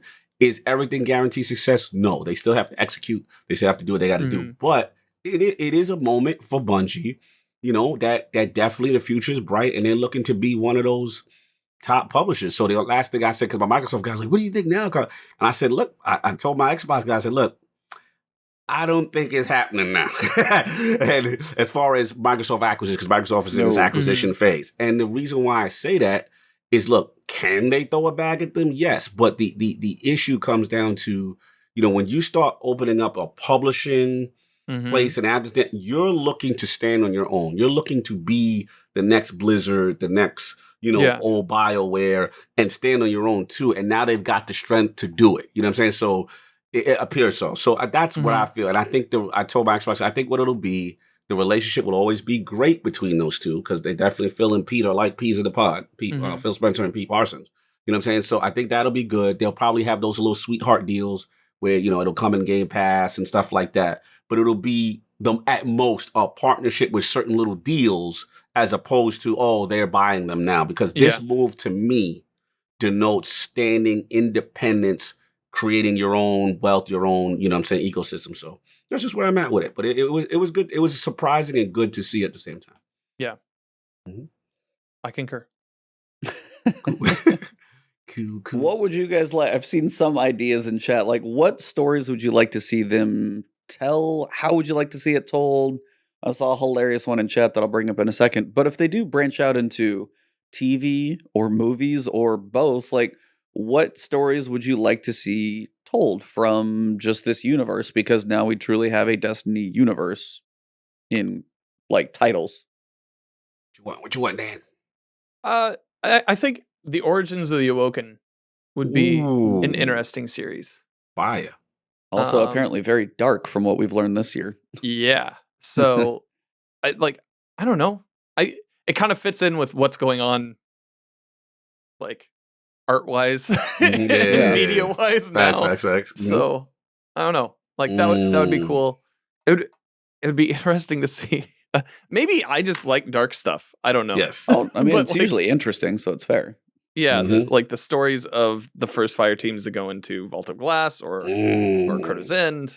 Eris's fire team. Yeah. Oh, Crow's story would be crazy. Could you imagine, like, that's like the end of it's that? A horror film. That's a horror film, The end of that is just Eris, like, crawling her way out, and, like, that's the end of the movie or show. Yeah, she's the last girl. She's the final girl. Yeah. In any horror movie, they need a final girl. And, like, she would be that one. Final girl. Shout out to Black Iron Man. Six Fronts, Twilight Gap, Battle of Twilight Gap. Those are some really epic battles in Destiny history where they were kind of on the precipice of defeat. The Fallen was overwhelming them. And then, you know, the Titan Gang, you know, shout out to Shax and them turning the tide, you know. So, listen, it's the last word, which was that's a great one. Shin Malphur, all that, you know what I'm saying? Like, they got stories. They got stories. The key is just going to be the format, you know, how they choose to do it. But it's cool, man. Listen, we know right now, especially with the pandemic, that, you know, video game stories right now, they used to be like a cliche, like a stigma back in the day. Like, don't know, video game story. You know what I'm saying? Like you know, like the movie to a video game would always be terrible back in the day. You know what I'm saying? But that stigma's gone now. Like, you got things like The Witcher. You got, you know what I'm saying? You got things slowly starting to change around where I guess the movie business, I feel, is kind of like investing a little bit more in gaming. And what do you think? What do you guys think? Do you think it's a little bit better climate now, or you think, not so much? I mean, you got Monster Hunter last year. Okay, all right then. There you go. There you go, spoiling it. Ebontis, I think you're muted. You're muted, sir. Oh, I was gonna say, you have The Witcher and you have Monster Hunter in about the same 12-month period, and those are about as far apart of quality as what you would want. Like The Witcher is excellently well done, good story, great adaptation, given the budget, given the quality it needs, and then you have Monster Hunter, and I was like, I worried about from when I saw the title card, much less. I'm like, you could do that so much better, but again, like, was it Paul S. Anderson? More power to you. You're making plenty of money, so good for you. Paul Anderson, I don't like to see movies from. Yeah. But on the other side, it's just like, for me, I think it's got potential. Like, also, people are like the Assassin's Creed movie with like Michael Fassbender. Even good, like Michael Fassbender's an amazing actor. Yeah. Right. Unfortunately, it's like people are like, that movie tanks. So People have to eat. People have to pay the bills. You're not going to be in a good movie every time. Yeah. I mean, they also got the, No, but I was just going to say is like, so there's a lot of pieces that have to come together for it to do well. You have to have a good script. You still got to have good marketing. It's got to hit the right audience. And I think for them, especially if before they ever did a movie or live action, I think an anime would be the cheapest, best place to start to build it. Yeah. And then like, if you get enough, then maybe a Netflix like live action series, if you get enough and get people to somehow act that thing. If you don't have Lance Reddick as Zavala, I don't know what you're doing. Yeah. Like, he has to be there. So it's like, there's certain people. He made a little petition to himself, a little tweet to himself. And then it's like, then could you like do a culmination of a movie to make something bigger and grander for a finale? That type of stuff would be cool to see them build. But if they just like try and do a Destiny movie, I think it would flop pretty hard because you don't. Yeah, there's a lot of people who play the game, but you know, a few million people who play the game may have heard of it, may have seen it. It's not enough to like make that production budget pay for itself. So I think you would have to start small and build. Yeah. Yeah. Almost like a Destiny Clone Wars kind of deal. Oh, I could. Yeah, I would watch that to see like stories go through or something, like how they do seasons to sell.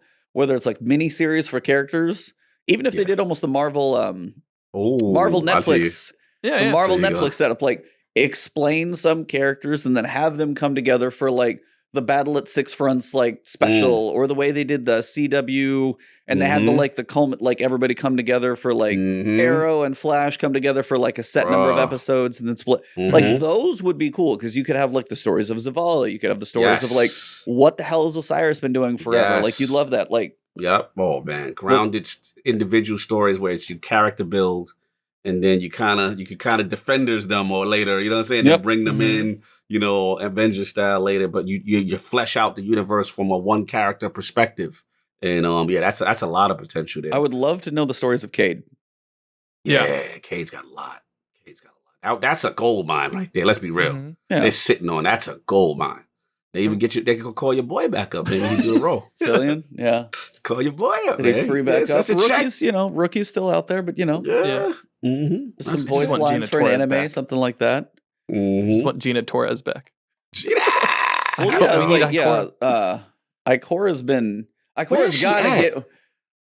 got to do something, man. She has been chilling for a while. She is not involved in this. No, she is chilling. Yeah. Hopefully at some point. There's comic book series too. Like we've talked about that. Yes. They could easily do like a Comixology exclusive digital only book and fold that into physical books that they sell in their shop or whatever. Oh yeah. So there's all sorts of stuff that they can do with it. Possibilities are there, and what's interesting is obviously when we see these new board members, we know this is a direction they will definitely be broaching. They'll be definitely looking into it. You know what I'm saying? So good for them. Good for them on the expansion and see what, the future looks bright. Team. And then we had the shortest TWAB ever. Yes. You got a new mission. Iron Banner's next week. We out. That was mostly it. Like Iron Banner comes back next week. Yeah, we got old guns. Yeah. Refurbs. Yeah, it was like refurbs. Yeah. All right. Refurb, refresh, reissue. Yeah, you got the multi-mock CCX, and then you got the Time War Inspire. What? Maybe it was so bad I didn't remember it. No, Multi-Mac. both of these are like from Red War. They're OGs, like for Destiny 2. OGs, right? Yeah, because I looked back through because I was looking for new guns I didn't have yet in the collections, and it's like, this, and then I was like, wait, is there another one of these? And I had to like, yep, that name exists. That name, they already exist. What's the time? What was the RPM on the Time War Inspire? I couldn't tell you off the top of my head. I don't think. You think it's a 450? I think it's a. I don't think what. I don't think it's a. It's not a hard hitting one. Not a slow. It's not like a messenger style. I don't think. Crystal saying 540. Okay, 540. Crystal. Okay.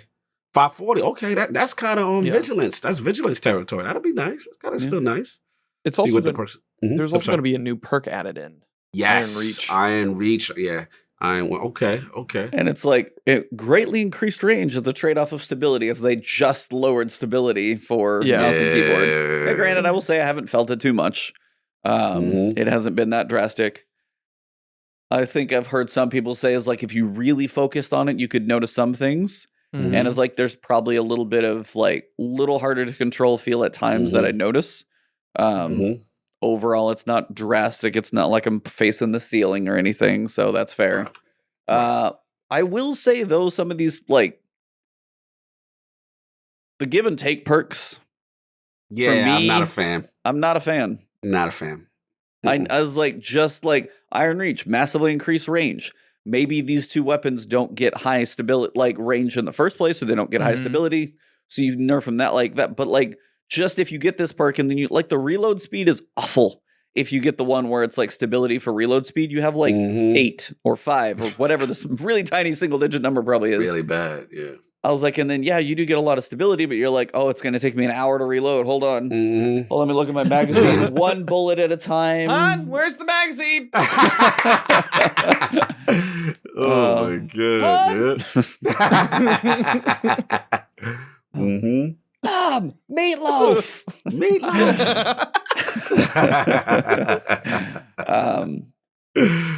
I don't know. The give and take on like the fragments as well. It's like, I wish they could just let us be that little bit extra powerful. Like, not the give and take, especially when it comes to stats. They don't matter that much in the first place. So when you're like, oh, here's this -10 strength. I'm like, why does my artifact or my class item has 0 strength on it? Because one of the mods that I have on there always takes away strength and I don't even forget about it. But yeah, it's just always a little weird that everything's now going to be give and take. Like, are we really bumping up against that power creep wall that hard? Yeah. I don't know. They still policing out here.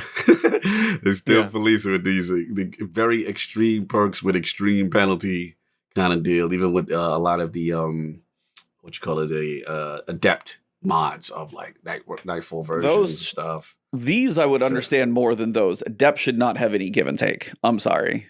That I think is, especially for the work that you have to go through to get them. The work that you have to do, those should be just better. Yeah. Yeah. I gotta agree. Anybody of you been lucky enough to get well, you got Palindrome, but not the greatest roll. Right. I haven't got either yet. You haven't got Shadow Price either? Nope. No Shadow Price, no Palindrome. I didn't get Shadow Price. And I think I'm the only person here that has bottom dollar. Probably. I have one. Oh, you did get one since we last spoke. I got one of those. It's a trash roll. Yeah, I got a trash roll too. Where is that stupid thing too? I also got the Gambit Fusion. That's not anything to be excited about. But, did you get the Crucible Sniper? I got that one too. No, I have not. I got the third Axiom, which I guess is like the Vanguard Pulse. I got that one. Where is my bottom dollar?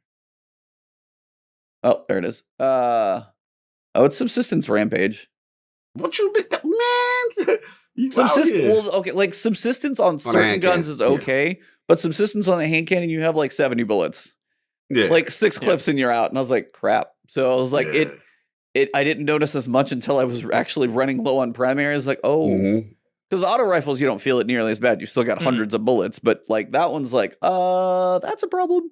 So Rampage overall not too bad. Man, it kicks hard though. Bottom dollar. Yeah, poof. It definitely. I got that. I got Outlaw Dragonflies. I'm like, I like that's Outlaw. Actually not bad though. Dragonfly's not bad. No, it's not bad. For the right case. I was Dragonfly is like the one where I always picture because Dragonfly is how I finished Shattered Throne. Yeah. Because Really? every time you spawn the ads on each side, it was grenade on one side, dragonfly on the other, clear. Nice. And then I was just okay. Clear. Yeah, I was like, those were good. And then Mhm. yeah, so I don't know. I'll have to toy with it and see, but overall, I finished my catalyst I'm working on the kills for Tiku's divination. Yeah, I'm still. Mhm.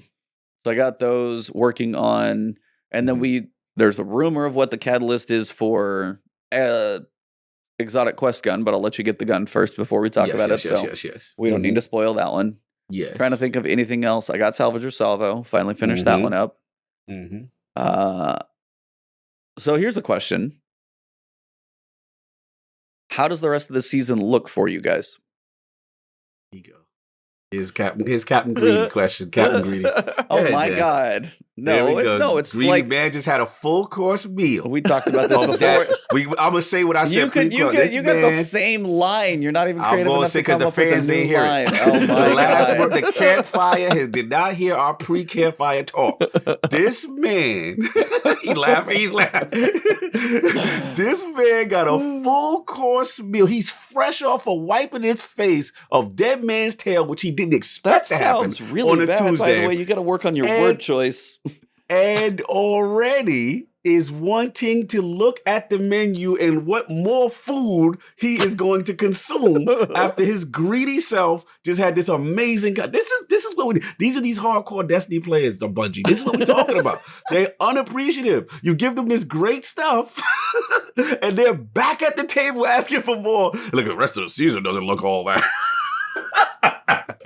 The floor is yours, Dan. How are you feeling, sir?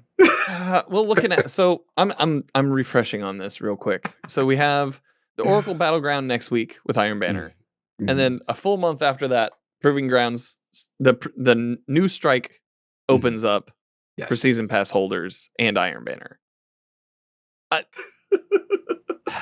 don't know. So unappreciative guardian. I'm of two minds. I feel like they front loaded this season a lot just to get the stuff out for you to do. Okay. Now, how enticing that's going to be later on in the season, I don't know. But I think that's also why they built in the seasonal challenges the way that they did. The way that you can, if you want to take a break and take a couple weeks off and play, I don't know, like Borderlands or like something else. Valheim is real popular lately. Valheim, yeah. Hades, like if you want to play anything else, they've kind of built into their system that you can leave and come back and earn just as much as if you had previously. It's going to be a little bit more of a grind, but maybe that's what you're looking for after that time off.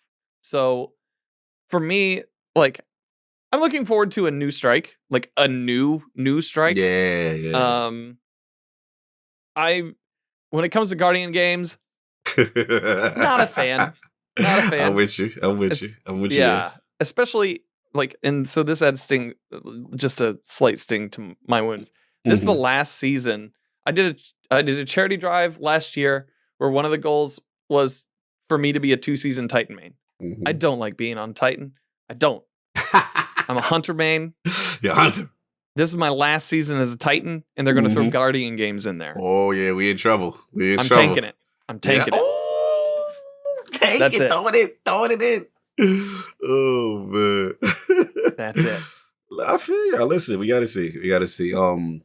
Definitely, I will say this. I'm a little bit more optimistic only for one reason. They could have easily put Dead Man's Tale at the end of the middle to the end of the season. Easily. And we would have been okay. We would have sorted the time gate stuff that we already dealing with. We saw the battleground stuff. We saw the hammer stuff. And then they would have stuck it in towards the end. We'd have been like, oh my God, Bungie, this is what I'm talking about. So to me, I almost feel like they got something else. Why throw this so early? Like, what are we, week 2, 3? What are we in Season of the Chosen? Where are we? Yeah, like week 2. Week 2. I've never seen a week 2 special mission. So again, I'm not gonna get crazy. You know, we know they're gonna be ramping up. We know, they're still gonna grow, but that's not happening overnight. You know what I'm saying? So, I'm keeping expectations. And yes, I'm with you, Dan. I see Guardian games and I roll my eyes, especially because I know most likely it ain't gonna be no SRL. It's gonna be nothing that the fans want. I'm with E on that. I see where he's going, right? Oh, and I want to give him a little hope though, because I'm like, I was like, I just got a lot of crap about 60 seconds ago, so continue. They just gave him that mission that he could have easily had at the mid to the end of the season. So that to me gives me a little hope. They've never really done that. But so it's got random rolls, so I think they're going to want you to grind it this season. Right. You definitely going to go back in there. You know what I'm saying? That's the whole thing, to go back in there. But they can't expect that to, they can't say finished, done. All right. That's just me. I can't say, because even with last season, that type of thing was Hawk Moon towards the middle. There's a master difficulty coming. Right. Absolutely. Absolutely. So we're not getting a second exotic quest this season. Right. But do you think master difficulty is they're going to spawn that to, you think they're going to hold that off to very, very end? What do you think that timing of that is coming? I don't want to say too much because I saw a data mine spreadsheet of dates of things. But my hunch it is the time we thought it was going to start in the first place. Got you. Towards the end. mid to later, 2/3, that general time where you expect it, where things are slowing down. That's probably where your other, can you roll your other ones? Okay, now, kick it up a notch. Give people time to level up, crank up the difficulty, see where it goes from there. It's already hard. It says 12:30, but I was like, 12:30 my butt. Yeah. It doesn't matter what level you are. It's always going to hurt. So, I don't know what the delta on the master is going to be. Because if the delta's 10 now, then it's going to be just painful later. Right. And shout out to Don't Master Truth. We definitely didn't get the catalyst. Does it have a catalyst open slot? Yep. Gonna have a catalyst. So they could definitely do what they did with Hawk Moon, right? Where the second variation of the mission or whatever, you got that. Okay. Look, we gotta see. I definitely hear what you're saying. That's the only reason why I'm hoping a little hope. And what I'm saying is not like, we're gonna get a dungeon now. I'm not going. Yeah. Okay. You know what I'm saying? Like I'm keeping it expectations in check. I think a smaller surprise. That's what I'm thinking. Something smaller, on a smaller end, whether it be narratively. Look at them. You said the one word I thought, maybe narratively. That's the one. Narratively. That's what I was like, okay, yeah. I was like, if there's a story beat, something cool that drops with the war table and Kaito, because there's the cutscene again. Okay. So when it comes to cutscenes in preview videos, like the Season of the Chosen video, we've seen the video now of Crow standing behind Zavala, the chest in the middle, the Scion, and then they're on the other side. Right. Yeah. Spoilers. Yeah. Can you not? Yeah, stop. Can you not tell us the end of the season at the beginning? Because then we're waiting for it the whole time. Whether that's you're 8 weeks in, you finish up, you drop these things. Well, here's the new cinematic for the week. Cool. We also saw part of that before the season came out. I'm with you. Don't do that. I'm with you there. I'm with you there. That is, sadly, we're gonna lose to the marketing team. We're gonna lose. And but I think but I think you can still have everything they did in the marketing team without showing me because it's 5 seconds. I agree. That's not necessary because you could have shown gameplay. You could have shown a lot of stuff early in the season, anything else basically, without showing what that is. Because if we're this far into the season, a couple weeks, seeing the initial stuff, we kind of know how this goes.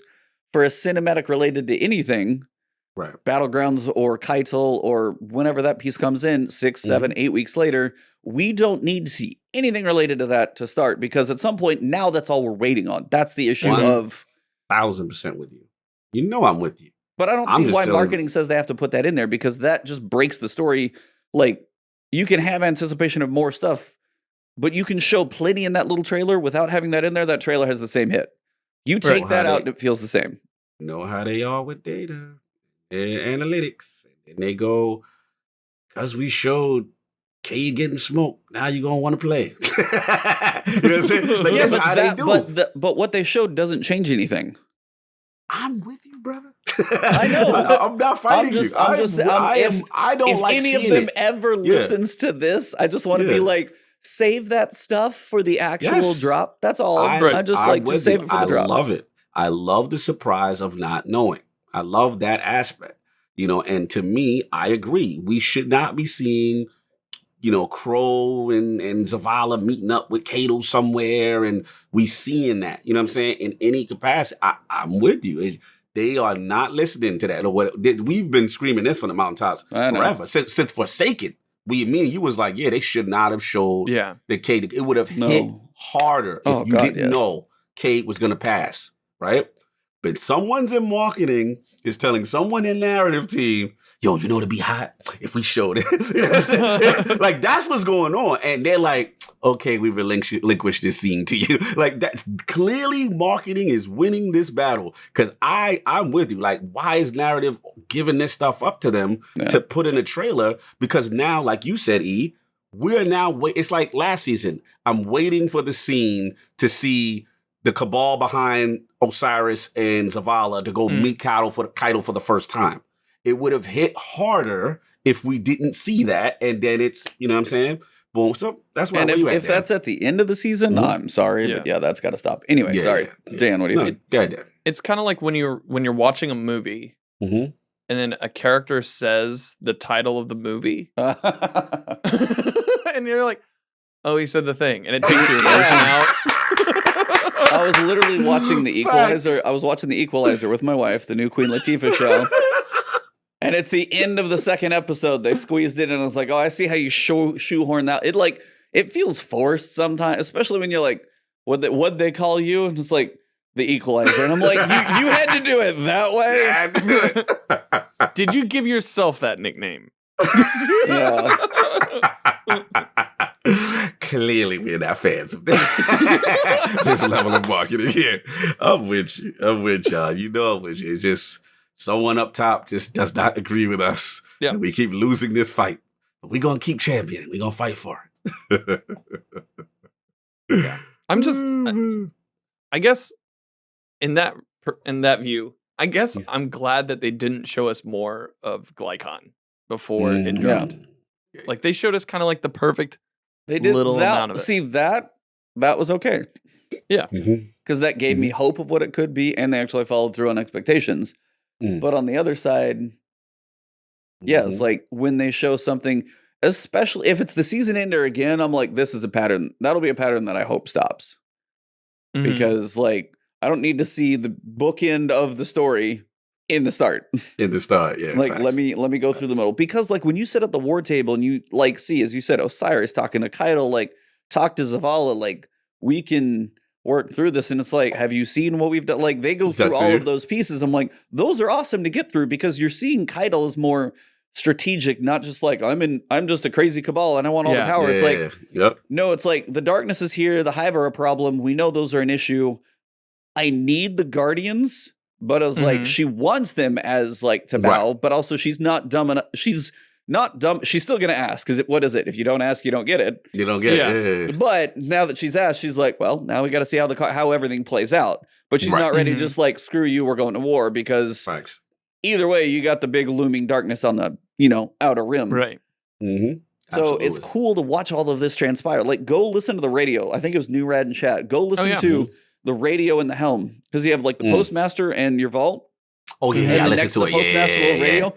Go listen to those. Like, go in there. Like, listen to all that stuff. It's awesome in there. Awesome, and I'm loving that type of stuff too. And it's I love our little treehouse. Yes, it's phenomenal. That's why I love this season so much. I'm getting the narrative beats from Destiny that I've always wanted.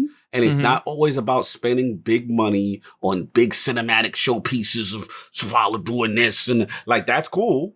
But you can still world build by doing this stuff that they're doing right here. And I love it. And yeah, that's the way. That is the way. Mandalorian code. That is the way. That we need these lore pieces. This is the way. Get the quote right. Oh, here we go. Captain correction here. But anyway. Hey, how do you guys... I finally figured out how to pronounce the mission, but how do you guys pronounce it? Because I know definitely I was saying it slightly wrong. What? So what? How do you pronounce the exotic mission? Because I had looked it up this morning. I was curious. I call it Glycon, but that's... Presage? No? How is it? Presage? Or Presage? I don't know. Well, Presage is what I had been saying because I was like, is it Presage? But yeah, you actually had it Presage. So it's Presage or Presage. Presage or Presage. Either one of those. But yeah, it's like you want to know what I looked up what that means too. Yeah. Something that foreshadows or portends a future event, an omen, or to give an omen of warning, to foreshadow or to predict. Now, when it comes to like the end of that, and I don't want to do it until you play it, go look up some of the tweets about what people found in there when you play that mission. Now, you may not find it because it's not the easiest thing to find, but go look up stuff about that after you play it, and then we'll talk a little bit more next week once you've had a chance to kind of digest, because I want you to dig into a couple pieces that are in that mission about what's going on, because New Rad had me like send me the tweet and stuff like that. Yeah, he's always on top of it. And he's on his law. So go dig into that because it's just really interesting to know kind of all the stuff they're playing with. So that's all. I don't want to say too much because you haven't played it, but the ending is there's more in that room, and then if you don't find it, go dig into what other people found. For me, just to conclude, I know what the last question is just that I know the concern with the content. I get it. You know, if they could somehow continue this narrative cadence and keep on tying things, and then the new battleground, now we know in Guardian games ain't much you're going to save. No law can say that, but you know what I'm saying. If they continue that, I think they're on point for a solid season to figure out, and then transition that bad boy smoothly into the next season, and somehow figure out a way to give me my vaulted glass in a cool fashion for the summer. Yeah. And you got me. So the playbook, the play is there. It's ready just to be executed. And I'm ready to give Season of Chosen that, you know, that one of those titles is one of the best seasons so far, but they've got to execute. The only thing I'm worried about. I want to know where you're going to rank this thing come April. Yeah, we'll see. We'll see. I mean, right now, right now, like it's hitting all bangers right now to start. Yeah. But we're 2 weeks in, and you have a 13 week. If week 1, 2, 3, and then like you're on week 9, 10, 11, and you're like facts. No, get to the next part. Like, absolutely. If if it gets to that point, then it's the idea of like it's never going to be easy to pace one of these seasons, and I get that. Right. And honestly, part of me is like. And this is where I'm going to play the other side of like myself too, is like part of, for one, Outriders is coming. I'm looking forward to playing that and having time to, which is like, you know, if there's downtime, I'm 100% okay with this. Right. But on the other side it's the quote from the Diablo developers, like if people do step away, make sure they step away happy. If people knock out all the stuff in the beginning 3 or 4, hence why the time getting of the hammer kind of irks me a little bit. If that's not in there, this feels a little better, but the seasonal challenges, it's kind of a mix. But again, if it starts strong, people step away, do other stuff, and then come back, wrap up the seasonal challenges, get to the next season, and it's okay with the break in the middle, that might actually work. Right. And that may be what they built is like 3 solid weeks of here's all your battlegrounds, strike in the middle, and then Guardian Games, the kind of seasonal thing to wrap it up and throw some Eververse out there to pay for the new studio. And then you wrap into the story, whatever that does, you come back after doing other things. That honestly may be what they're trying to do. And it's like, if you give me all the bangers in the beginning, take a little break, last few weeks I come back, knock out all my challenges that I can make up for, that actually is probably going to feel almost better. I was like, but again, I'm not saying the middle might not have a drought in it. Yeah. I just know I've got something to look forward to in the middle. If somebody who's like, I want to play this every day and they're not getting much, that again, it's going to depend on the person. So I will be very curious to see how this plays out with the calendar as is, because I pictured that exotic quest to be about 5 weeks from now, not now. So it was interestingly timed. With it. Yeah, we got to see. Yeah, I would agree. I think that I would be fine with that, you know, realistically. That would be something that I could handle and then still be able to play other games if you need to step away, if you know what I'm saying. You got everything you got to get. And then the casual guy, he gets to catch up because obviously he's way behind us right now. You know what I'm saying? He's got to catch up and then, you know, we'll get in pocket. But yeah, I'll be cool with that. I'll definitely be cool with that. So we have had a shout out from Kevin. So we have had some sit-ups redeemed. Oh. And Kevin was asking if our guest was going to partake So I'm going to let Dan and Kevin talk it out in chat. So you guys work that out. I got some stuff to do behind me. No doubt. But yeah, as we're slowly wrapping up at this point, I don't know if there's much else, but sir, like Dan, if you got anything coming, working on all that, you guys can talk. I'm going to go do my thing. Cognito's going to do his thing. Yeah, my thing is I don't have the setup to do said thing. That's my thing. But you can catch me at the gym doing that. If you follow my Instagram and my Twitter, which I do post off on social media. But Dan, what's up, bro? Like, what you got going on, man? This is the part in the show where I go, oh, hey, my name's Danfinity. I'm on Twitch 3 days a week doing PvE activities. That's distracting. That's distracting. That's great form, sir. Look at that. That's great form. Keep doing that. That's right. This is a man performing, executing perfect form during a pandemic and some without power. This is non-power. This is how you warm yourself up without power. This is how you do it. This is how you do it. This is how you do it right here, man. Let's get that going on. We need that good commentary. We got to motivate our Texas Guardians, our Tex Mechanica. He's our Tex Mechanica Guardian. That's what we call him today. Ebontis holding it down for the state of Texas, giving them that good form. Look at the elbows. Look at the form. Yeah. Look at this. This is touching his temples like he's about to mind read somebody. He's a machine. He's the Is that part of sit-ups?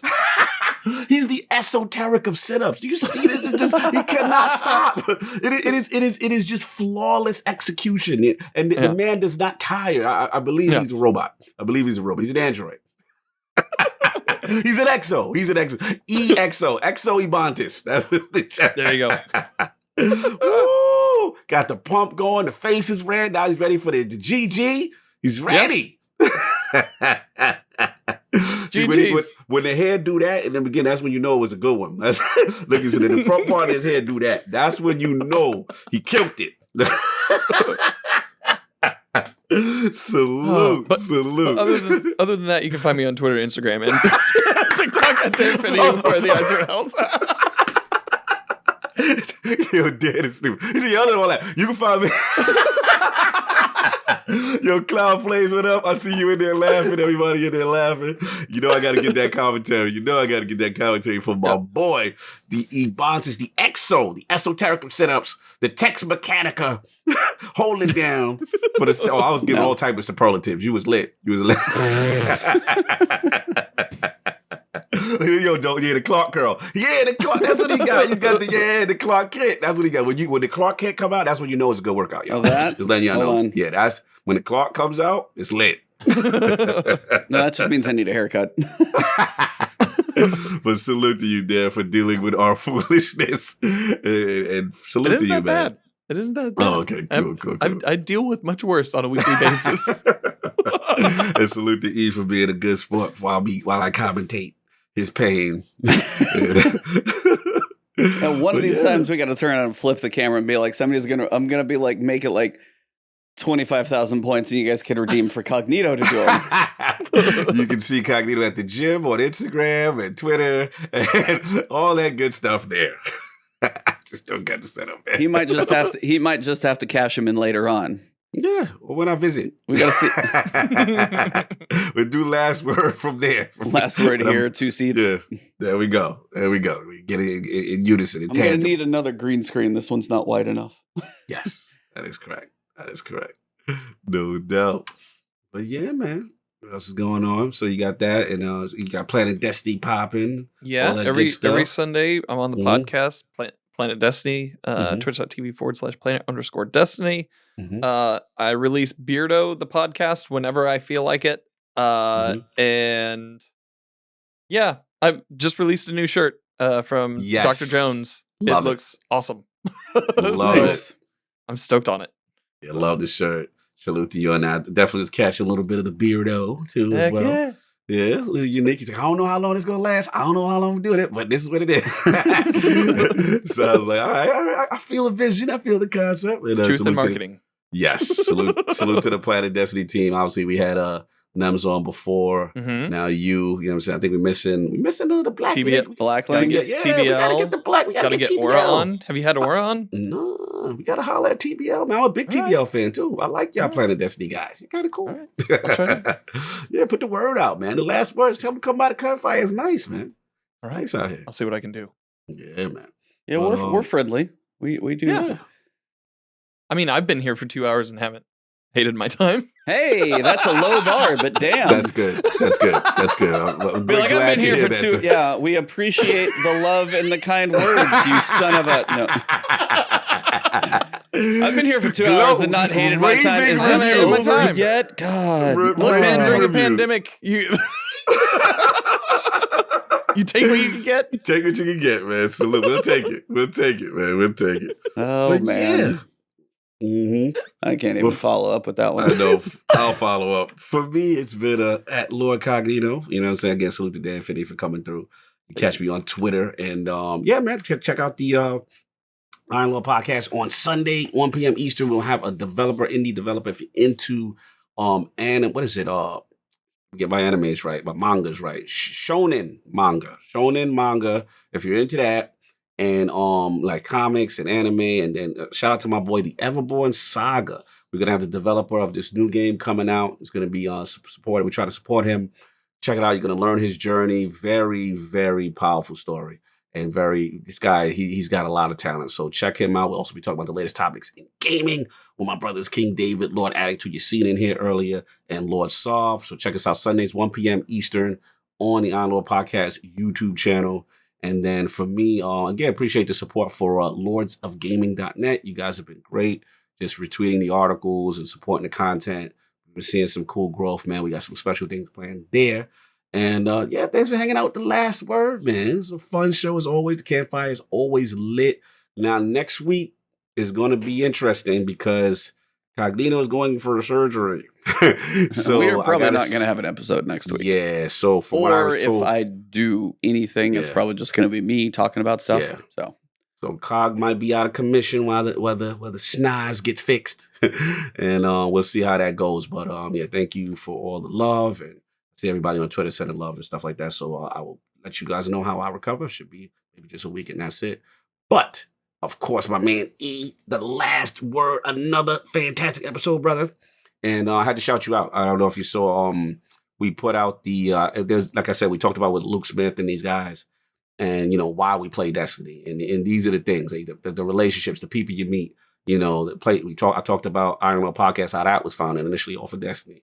You know, Last Word, obviously, you know, founded because of Destiny at GCX, formerly Destiny Con, and meeting people like Dan in person at these, it's, you know, all this stuff is part of the community and why we love this game. So, you know, had to shout him out. And guess what? Your boy got a like from both Pete Parsons and Mark Noseworthy. I made it.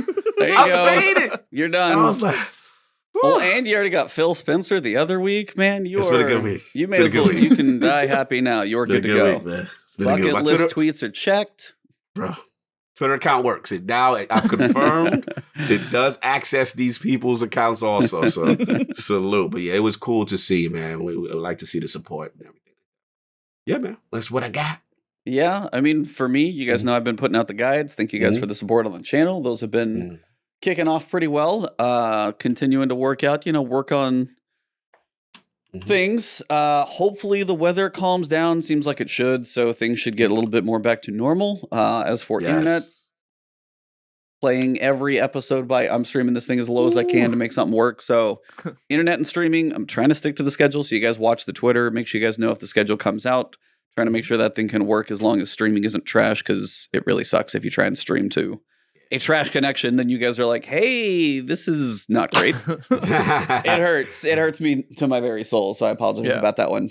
But thank you guys for all the support. Everybody who's sending out love to Texas. Thank you guys. And everybody just out there, stay warm, stay safe. You guys have all been awesome. If you have, power and connection and access to Destiny, then great. If you're doing other things, then, take the breaks you need. We got Outriders demo actually starts next week. Yeah. So that will start on the 25th. It is, and this I do want to clarify to everybody. I know I'm an ambassador and be like, oh, what you're doing? No, honestly, for me, it's like, if you like looting, shooting, it's third person, got abilities though. The demo is free. There is no end to the demo. So it's just going to be indefinitely open until the game starts. And your progress from the demo will transfer over to your full game. So Nice. it's going to Like that. be the prologue in the first chapter, get up to about level 7, see the first boss. And you'll have 6 character slots, so you can mess around with all 4 classes, goof around with those. There's a lot that looks actually promising, and guess what? You don't have to pre-order a damn thing, and you can try it for free. So that's honestly like, hopefully, I haven't played it yet. So again, this is all just from what I've seen. I think it looks like it's going to be fun. It is not a live service game, so if you do buy it, there will be an endpoint at some point when you get high enough and strong enough. So that being said, that's probably going to occupy a decent amount of my time coming up. So it will be mixed of both Destiny and Outriders on my channel, so probably a pretty good balance. And between that, it seems like Immortals Phoenix Rising may be on a little bit of a hiatus until I get back to it, but I still want to play that if I can squeeze some in here and there, so I will try and knock some of that stuff out. But between work, stay tuned on Twitter for the schedule. I just literally got a text that my work schedule may change for a few weeks, so we will see. Okay. But that's all I got, Dan. Man, dude, it's been a pleasure. I know, like anytime I see about like getting guests on here, I swear I reach out like 6 months later, I finally get you guys on the show. But it feels like it takes a long time to get some people on here. So thank you for coming through. It was a pleasure, man. Absolute blast having you on. Definitely your pedigree in the community is like, easy to speak for. So happy to have you join us and talk about what was a pretty awesome week for me. Anytime we get these rare missions, they are pretty special. Heck yeah. Yeah. Thanks for having me. It's been a pleasure. I know I said I didn't hate it. I actually love it. Thank you guys for having me. No Absolutely. Well, we are going to wrap this thing up. We are going to go raid Defizzle. So shout out, definitely some PvP and lots of skill over in that, man. So watch him. He's playing this morning. But for episode number 137, we are wrapping this thing up. Thank you guys for tuning in this morning. Danfinity, awesome guest, Cognito. Stay safe on the surgery. I know we will be off next week, so stay tuned. You guys might get a little tune in from me, whether it be like whether I grab somebody and do a quick chat or just do a solo on my own. You guys might see something pop up, but probably not as anything like this. But other than that one, we're going to wrap this thing up. So episode 137, February 19th. Chat, you guys have been fantastic. Go send love to Defizzle in the raid. And for everybody here today, thank you very much. It has been the last word.